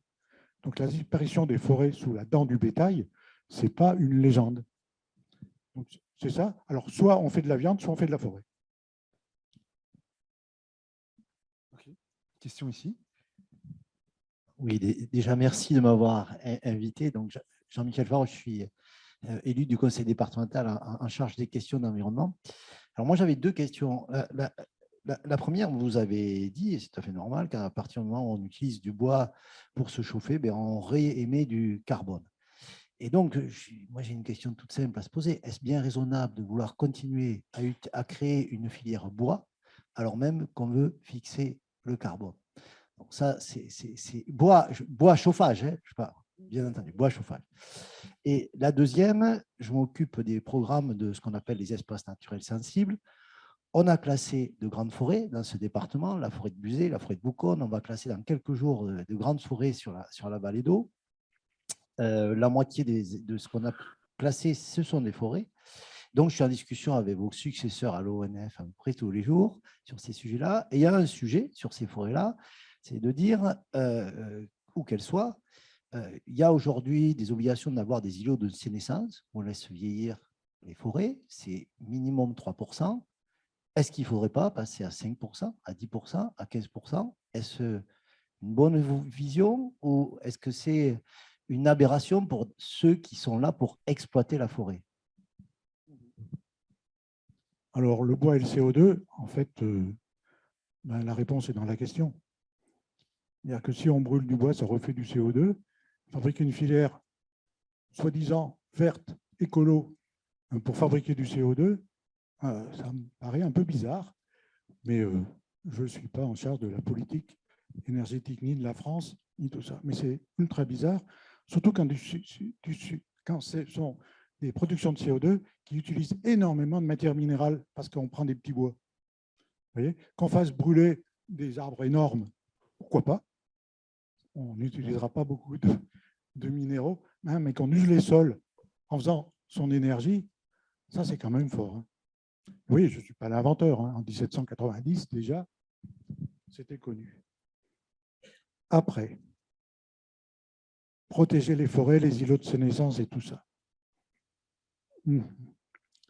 Alors, à l'ONF, il y a eu successivement deux systèmes. Il y a l'îlot de vieillissement et l'îlot de sénescence. Alors, l'îlot de vieillissement, c'était quoi? Dans les forêts, il y a toujours des endroits où, pour des raisons historiques, techniques, hein, où tout simplement, le tracteur et le bûcheron, ils ont oublié, ils ont dit la coupe est finie, puis ce n'est pas tout à fait vrai. Il y avait quelques arbres oubliés dans un coin. Ces arbres ont vieilli plus que le reste de la forêt. D'accord? Donc, on protège. Et on ne protège pas les arbres, on protège la biodiversité qui va avec, hein, évidemment. Hein, ça, c'est clair et net.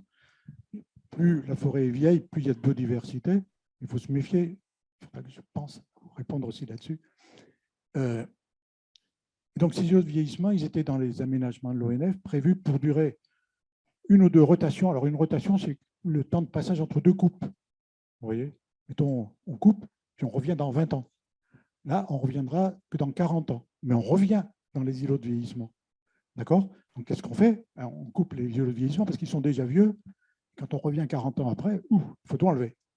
D'accord? Donc, on perd tout l'intérêt, assez clair et net, de ce que pouvait être, pendant 40 ans, protéger un îlot de vieillissement. Parce qu'après, là où il était l'îlot, il n'y a pas du jeune, si ça se régénère bien, d'accord? Et à côté, il n'y a pas d'îlot de vieillissement, puisqu'on a fait les coupes au rythme prévu, etc. Alors, il faut que vous vous méfiez que les îlots dits de sénescence ne soient pas des fois un peu la même chose cachée, d'accord? Et effectivement, plus ils sont grands, mieux c'est.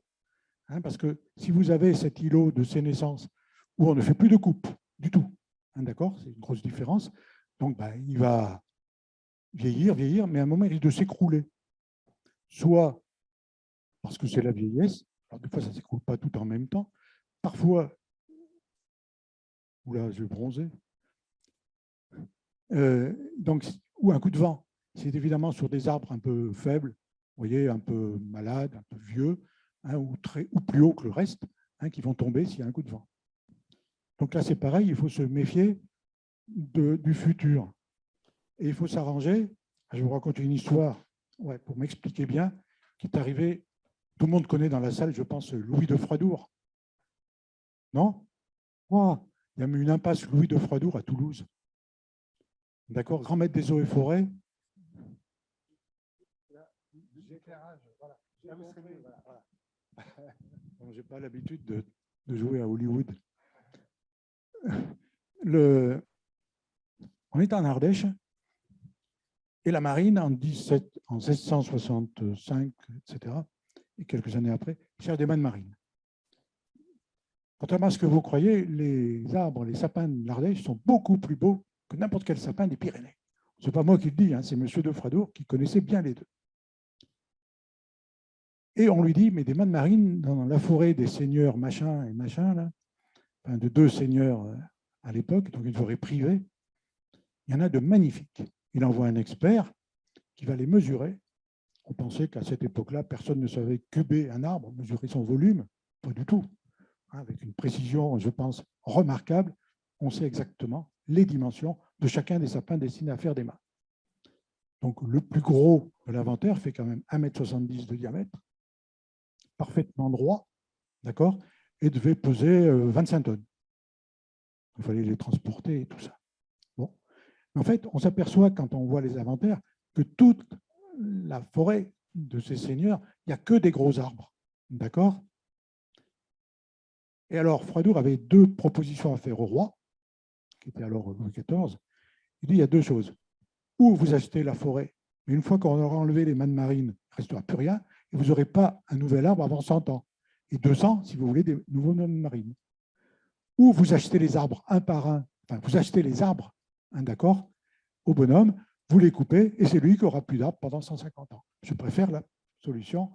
Voilà ce que disait Froidour. Donc, il faut se garder du futur. Il faut faire un scénario d'évolution probable des îlots de vieillissement pour voir s'ils tombent, et si à côté on fait trop de coupes jeunes, la forêt ne va pas être rajeunie d'un coup quand ils vont tomber. Trop rajeunie. Et on n'aura plus du tout de vieillissement. Donc, le problème des îlots de vieillissement, c'est qu'il faudrait fabriquer des forêts aujourd'hui qui ne tournent pas à 100 ans plus des îlots de vieillissement. D'accord? Il faudrait des forêts qui tournent à 180 ans et qu'on récolte plus lentement, mathématiquement. Après, dans la réalité, je suis d'accord, on peut discuter. Oui, j'ai été clair, non. Ouais, on reviendra peut-être après sur ce sujet-là, mais une question ici. Oui, j'avais 2 questions. D'abord, une, entre les règles de l'État qui imposent dans les forêts méditerranéennes, dans beaucoup de forêts, qu'il faut débroussailler pour limiter les risques d'incendie. Donc, en fin de compte, on enlève la matière nécessaire à faire de l'humus pour plus tard.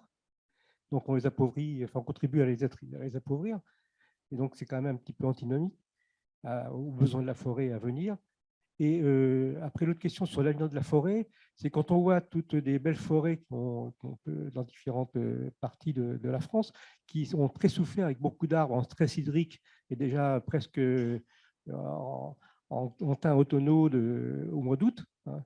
Quel est l'avenir de ces forêts-là, à force de subir des stress hydriques? Alors, première question, non, non. Quand on débroussaille, tout ce qu'on coupe reste là. D'accord? Donc, il n'y a pas d'exportation. D'accord?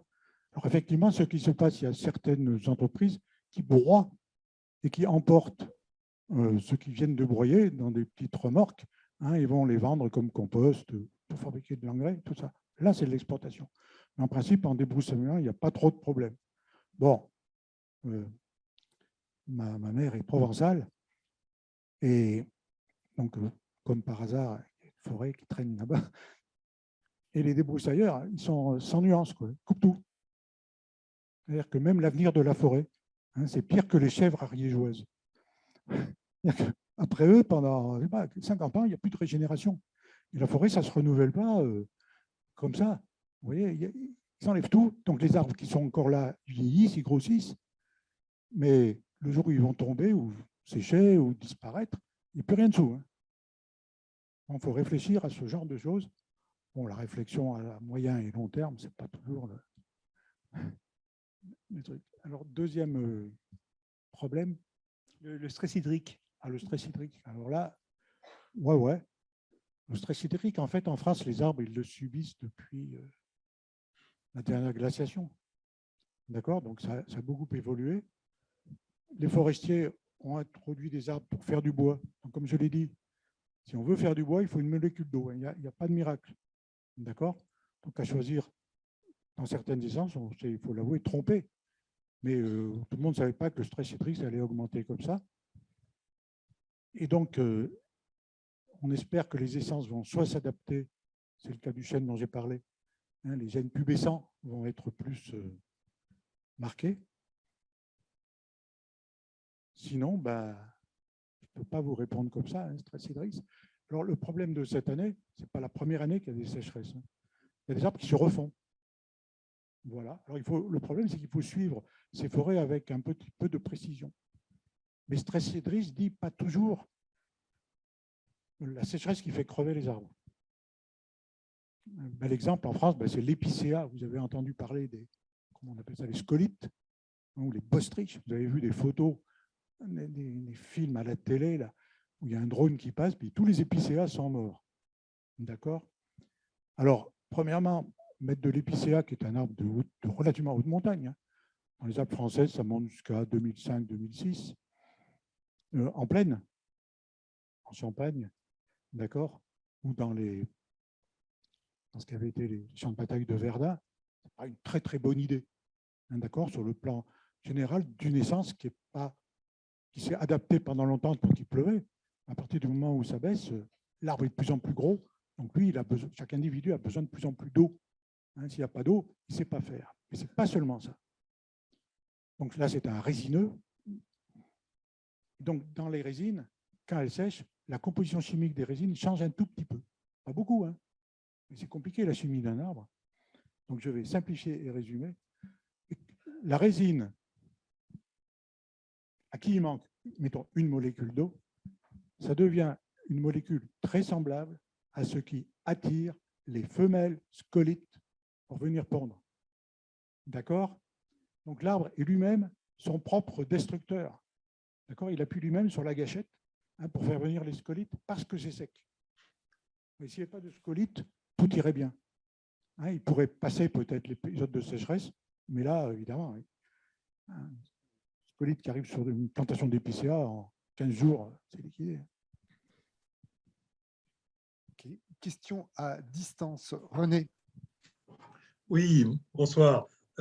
Je voulais revenir sur la réponse que vous avez faite. Vous m'entendez là? Oui, parfait. Oui. Je revenais sur la réponse que vous avez faite concernant le fait que brûler du bois, ce n'est pas une énergie renouvelable. Je ne suis pas d'accord avec votre réponse.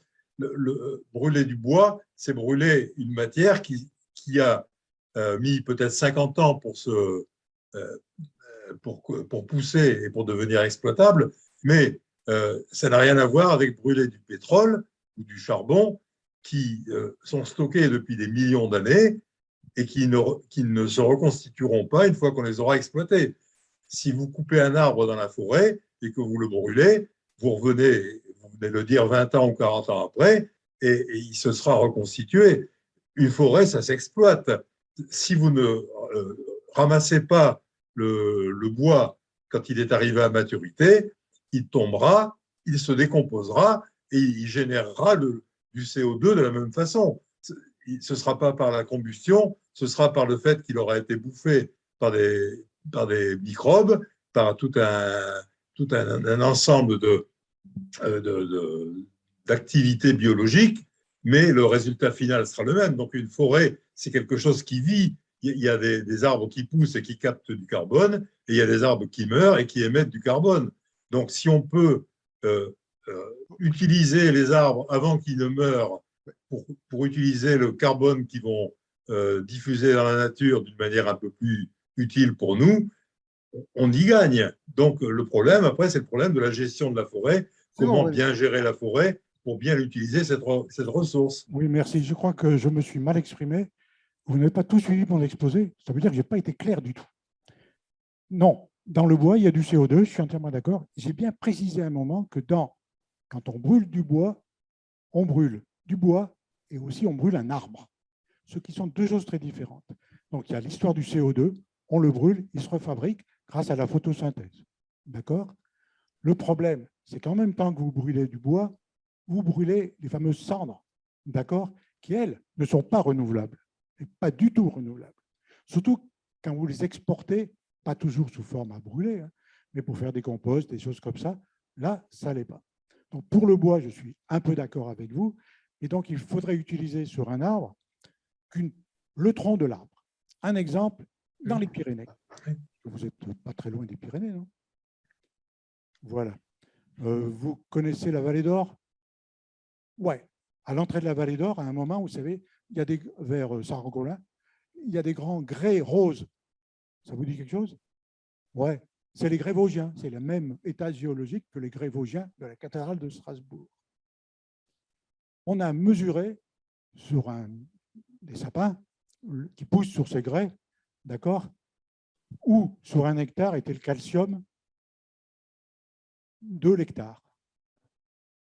Eh bien, stupéfiant, mais vrai. 90% du calcium qu'on trouve sur 1 hectare est dans les arbres, grâce aux champignons. D'accord? Donc, quand vous enlevez un sapin, dans les branches, les aiguilles, et toutes les petites choses, vous enlevez éventuellement d'un coup, si vous faites une coupe rase en enlevant tout, 90% du calcium de ces sols qui n'en ont déjà pas beaucoup au départ. Donc ça, ce n'est pas renouvelable. D'accord? Par contre, si vous n'enlevez que le tronc du sapin, si vous faites attention à laisser un peu l'écorce, des choses par terre, là, ça va. Pas de problème, je vous suis. Hein, on peut récolter du bois, mais en réfléchissant un tout petit peu, tout n'est pas renouvelable dans un arbre. C'est bon, j'ai répondu, monsieur René, à votre question. D'accord. OK. Une autre question encore à distance. Là, c'est Jean-François encore. Jean-François. Tu me coupes la parole si je parle trop, hein, Jean-Marie, mais non, vas-y. Je ne vois pas s'il y a des questions dans la salle ou pas. Oui. Monsieur Bartoli, c'est un peu en lien avec votre dernière réflexion. J'imagine que vous connaissez ce principe de l'agriculture et de l'agroforesterie syntropique, celle qui consiste à, quand on replante quelque chose, à organiser les plantations en strates, de manière à multiplier la photosynthèse et à accélérer donc la constitution des sols et le fait que les racines vont aller plus profondément chercher de la roche-mère et la transformer en minéraux.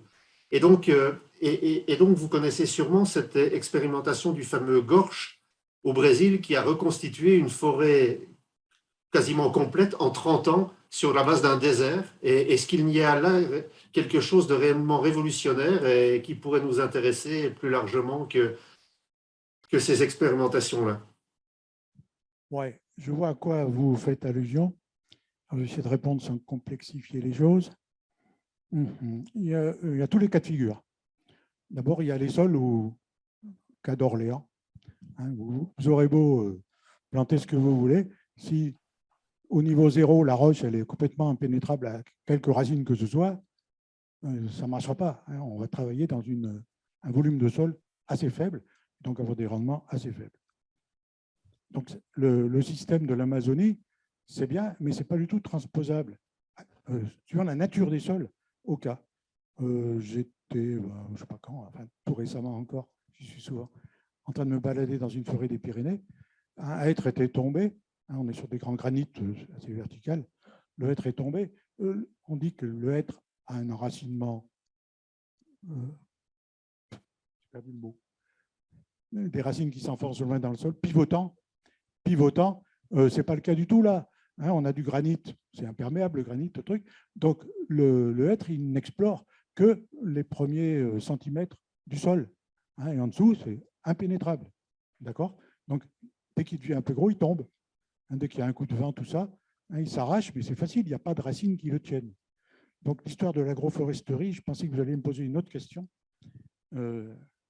C'est la chose suivante. Je réponds à côté de votre question, mais dans l'agroforesterie, en principe, en France, c'est on met de la culture, puis de temps en temps, on met des arbres. D'accord? Il y a des alignements d'arbres qu'on met là. Alors, dans les schémas qu'on voit apparaître partout, il y a des choses qui me paraissent un petit peu bizarres. D'abord, il y en a qui veulent, avec ces arbres-là, refaire ce qu'ils ont vu comme paysage quand ils étaient gamins, et qui existe toujours, évidemment, les trognes. Vous savez, ces arbres creux, là, hein, plein de biodiversité extraordinaire. Bon, si on plante des arbres pour avoir juste des arbres creux avec la belle biodiversité, pourquoi pas? Mais premièrement, il faut être patient, parce que ça prend plus d'un siècle largement pour obtenir ça. Donc, on ne l'aura pas tout de suite. Hein, d'accord? Et deuxièmement, ils ne se rendent pas compte qu'il y a d'autres schémas de pensée qui disent, ouais, quand vous avez planté, mettons, des noyers, hein, comme ça, vous ferez une récolte de noyers quand ils seront un peu gros, tous pareils. Mais pas du tout. Même dans un champ labouré, bon, sauf en Beauce peut-être, c'est un peu comme ça, souvent, c'est un petit peu caillou, il y a un caillou, il y a tout ça, les arbres ne poussent pas à la même vitesse.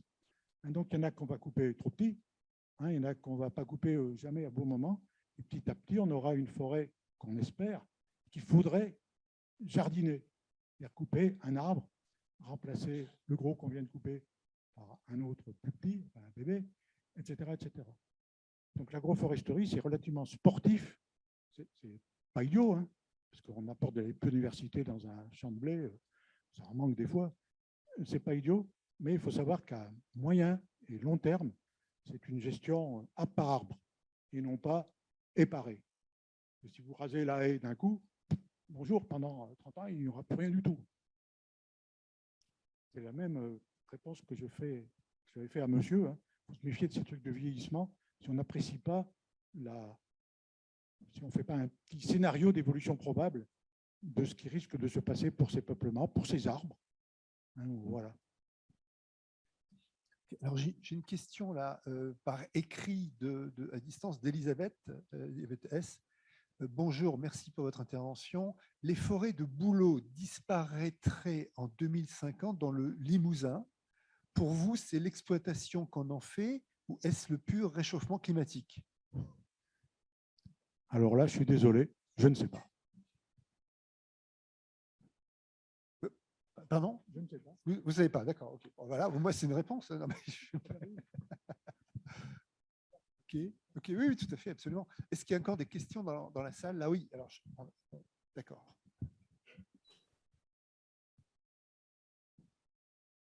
Le boulot et le réchauffement climatique, ça, j'y crois pas vraiment. Ouais, c'est du costaud. Hein. Excusez-moi. Donc, je vous vois.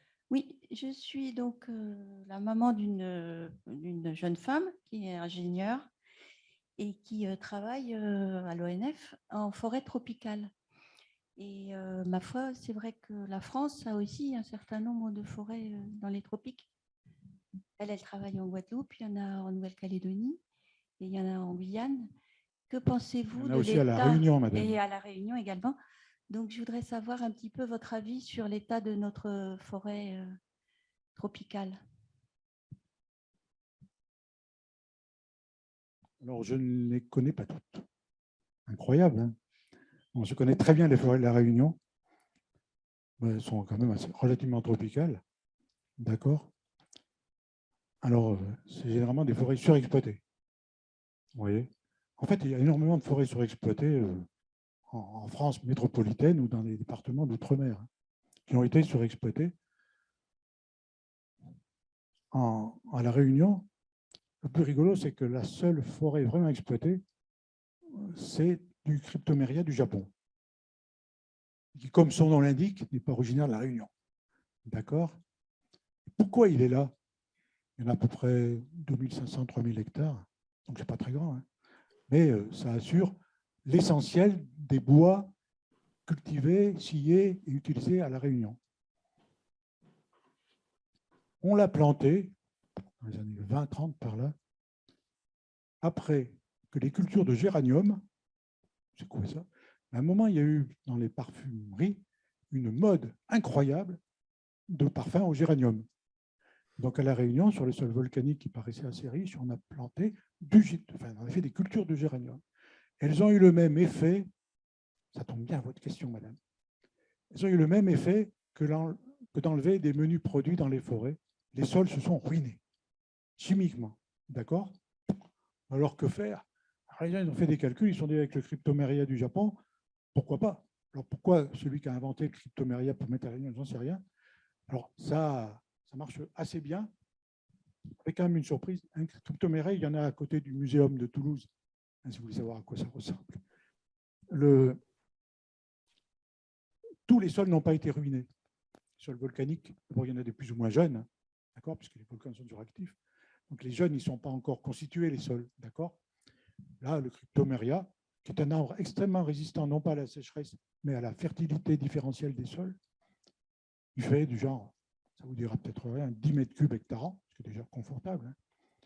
Mais là où le sol n'avait pas été ruiné, où c'est mieux, il fait 50 mètres cubes par hectare et par an, là, c'est presque le record du monde. D'accord? Donc, faut-il parler là? Alors, c'est monoculture, d'accord? Avec culture régulière, on coupe tout en même temps, etc. Comment dire? C'est là que c'est à vous de vous demander, est-ce que c'est une forêt ou pas? Est-ce que je suis pour, contre? Ah, c'est des belles forêts, hein. Tous les kiosques qui sont installés là-bas pour venir faire son barbecue sont en forêt de cryptoméria. Il y a aussi quelques autres essences qui sont toujours utilisées, mais alors là, elles sont surveillées comme le lait sur le feu, parce que là, il y a du délit. D'accord? Des essences rarissimes, très belles, hein, d'accord? Il y a un trafic, on dit avec la Chine, c'est trop facile, hein, dire, avec des gens qui ont les moyens de se payer des bois dont la récolte est interdite, hein, pour faire quelque chose. Guadeloupe, Martinique, je ne connais pas. Comment se nomme votre fille? Très bien, merci. Non, mais je vais en faire un petit mot, j'ai revu sa maman. Je lis alors, un commentaire. Hein, donc merci de Jean-Luc. Merci aux conférenciers pour cette conférence très intéressante, même si elle est assez démoralisante. Merci au GREP d'avoir maintenu les visios qui permettent aux ex-toulousains de suivre les travaux du GREP à distance. Voilà. Bon. Alors, je ne sais pas s'il y a encore… on est quasiment arrivé aux 2 heures. Là, est-ce qu'il y a des questions encore dans la salle? On va s'arrêter. On passera la parole à Jean-Louis pour conclure. Et si encore, on s'arrête là. Et je vous rappelle qu'il y a un apéritif, hein, qui va avoir lieu et qu'à l'occasion de l'apéritif, vous avez bien sûr l'occasion de discuter directement aussi avec le conférencier. Hein, voilà.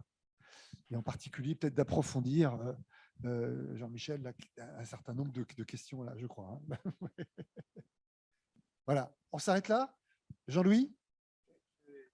Une question un peu marginale à Michel Bartoli. Il y en a une encore, excuse-moi, il y a encore René là qui a… Alors, attends, excuse-moi, il y a encore… René, tu as la dernière question, oui. Et puis après, on passe la parole à…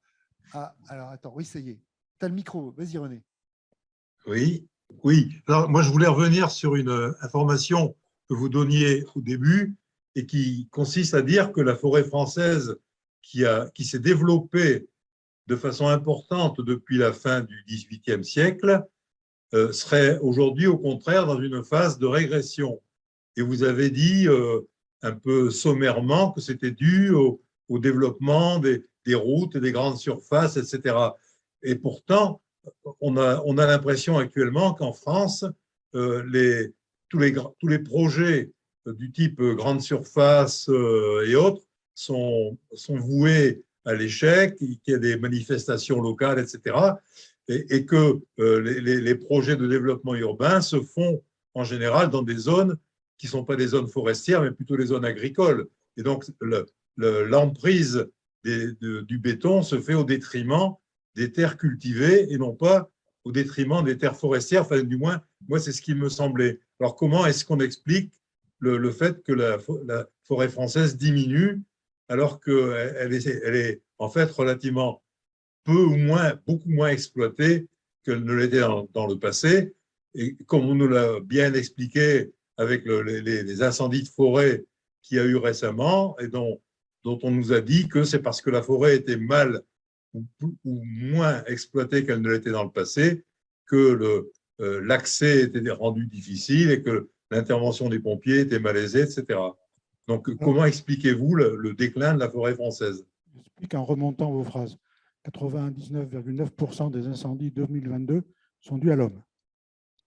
Donc, ça n'a rien à voir avec l'accès des pompiers et tout ça. Il ne fallait pas que quelqu'un jette son mégot, mais que le feu volontairement, d'accord, hein, ou fasse des étincelles avec je ne sais trop quelle machine. Premièrement. Deuxièmement, ouais, j'ai peut-être été un peu rapide en ne parlant que des grandes surfaces, parce qu'il y avait des points de suspension derrière ma phrase. Le gros problème, c'est encore le défrichement agricole. Et oui, il suffit d'aller pas loin, parce que justement, on est dans des zones qui sont très rurales. Je pense au Tarn, à l'Aveyron, par exemple. Hein, comme ça, je n'ai pas encore jamais parlé de l'Aveyron, alors il faut que j'en parle.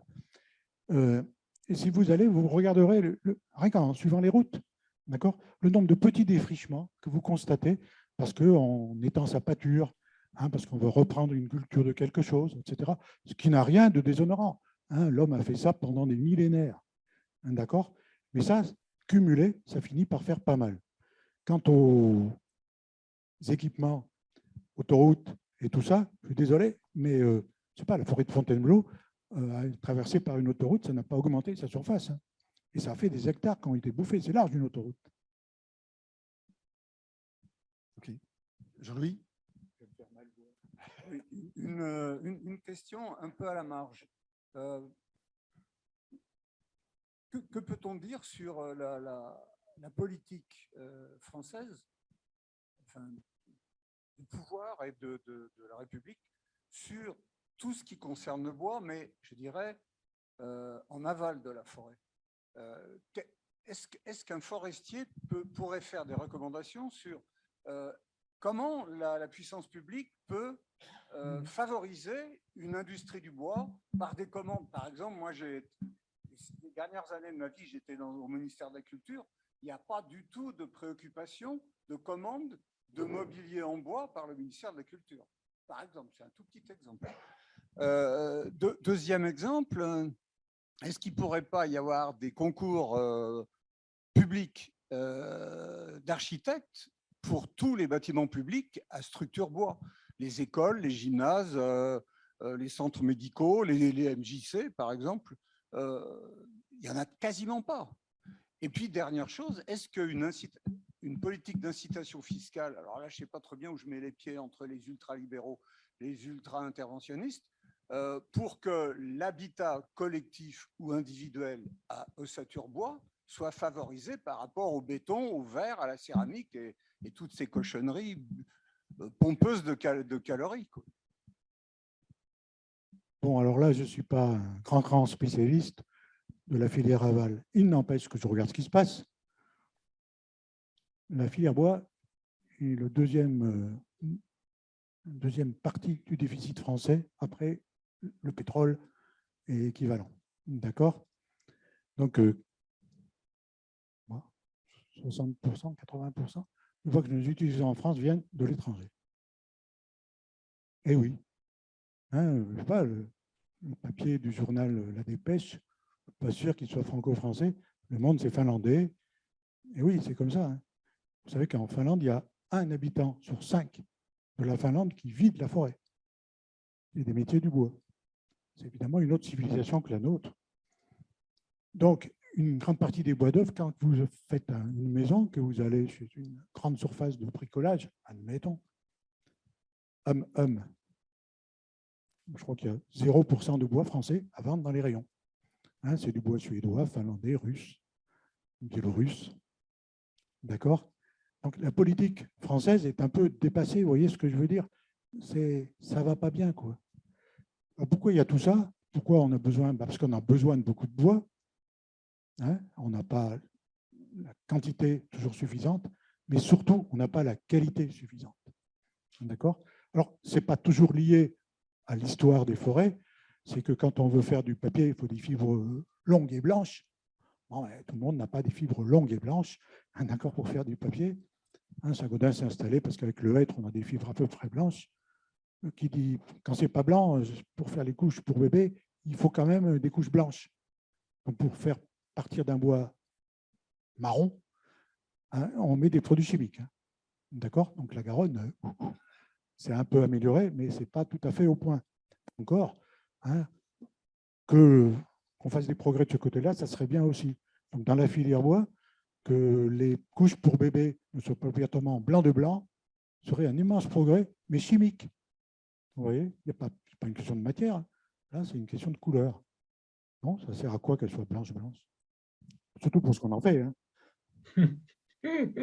Donc, première chose. Deuxièmement, oui, actuellement, c'est la construction en bois, c'est à la mode, mais c'est en train de rattraper un retard énorme. Hein, aux États-Unis, il n'y a pas un immeuble, il n'y a rien qui ne soit pas en bois. Hein, vous allez dans les petites villes américaines, toutes les maisons sont 100% en bois. Ça a des inconvénients. Par exemple, quand vous avez des machines à laver, hein, ou des sèche-linges qui tournent à toute vitesse, ça fait trembler les maisons en bois. Mais tout le monde a sa machine à laver à la cave. Vous voyez? Des choses comme ça. Donc, il faut que les architectes, mais qui actuellement font de gros progrès, l'Office national des forêts vient de construire un nouveau siège, c'est en bois. Hein? D'accord? Plus la paperasse qu'il y a dedans, c'est en bois. Je m'excuse, je me laisse aller. Non, merci. Bon, avant de vous convier à aller au... Pardon. Ouais. Avant de vous convier à aller boire un coup au pot, je voudrais vous donner 2-3 informations qui complètent l'exposé de M. Bartoli. Alors, ça va être bref. Tout d'abord, vous signalez que Mme Marie Lequien viendra au GREP le 28 février 2023 pour parler du parc naturel régional du Haut-Languedoc. Alors, ça ne sera pas du tout le même angle, les mêmes points de vue et les mêmes sujets que l'exposé de M. Bartoli, mais on sera quand même dans la forêt.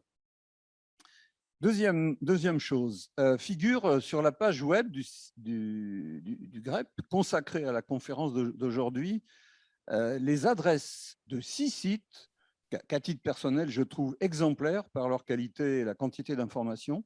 Ceux de l'ONF, qui est un site extraordinairement divers, même pour simplement se balader dans les petits chemins d'à côté ou pour voir la différence entre un jet et un pivert. De l'INRAE, plutôt la branche INRAE qui est en recherche forestière, avec ses labos à Champenoux, à côté d'Épinal et à Orléans-la-Source. De l'IGN, j'ai découvert en préparant la conférence de M. Bartoli qu'il y a sur le site de l'IGN, pour les amoureux des cartes et des statistiques, plein de choses sur la couverture forestière, non seulement de la France, mais un peu également de la France d'outre-mer. Pour terminer, le CD31, ce n'est pas pour faire plaisir à notre vice-président, mais le CD31 a une partie de son site qui est consacrée à un dossier plan à arbres, qui est très intéressant et qui vous touche de près, presque tous.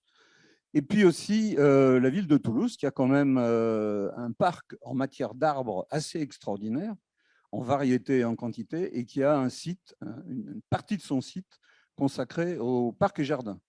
Donc tous ces sites, ça pourrait vous permettre de faire votre petite encyclopédie personnelle de la forêt française. Parmi la bibliographie de M. Bartoli, il y a un certain nombre de titres que j'ai eu du mal à trouver, même avec la complicité d'Ombre Blanche. Et une libraire d'Ombre Blanche m'a dit que l'un des ouvrages de M. Bartoli, qui est dans la biblio, est intégralement téléchargeable en PDF sur le site de l'ONF. encore 2 petites choses. Comme on n'avait pas de possibilité d'avoir les ouvrages de M. Bartoli, toujours avec les libraires d'Ombre Blanche, on a sélectionné 3 ou 4 livres dédiés à la forêt qui ne sont pas du tout le sujet traité par M. Bartoli, mais qui sont considérés comme intéressants et par les libraires d'Ombre Blanche et par moi-même. Et enfin, on peut mentionner une appli pour les fanades portables qui s'appelle Clé de forêt, clé au pluriel et de forêt au singulier, qui est éditée par l'ONF. Et je vous garantis que c'est très ludique quand on se balade en forêt, même pour un type comme moi qui est quasiment né dans une forêt. Voilà. Merci beaucoup pour votre dynamisme, pour votre diversité et pour vos opinions de temps en temps assez tranchées. Merci beaucoup.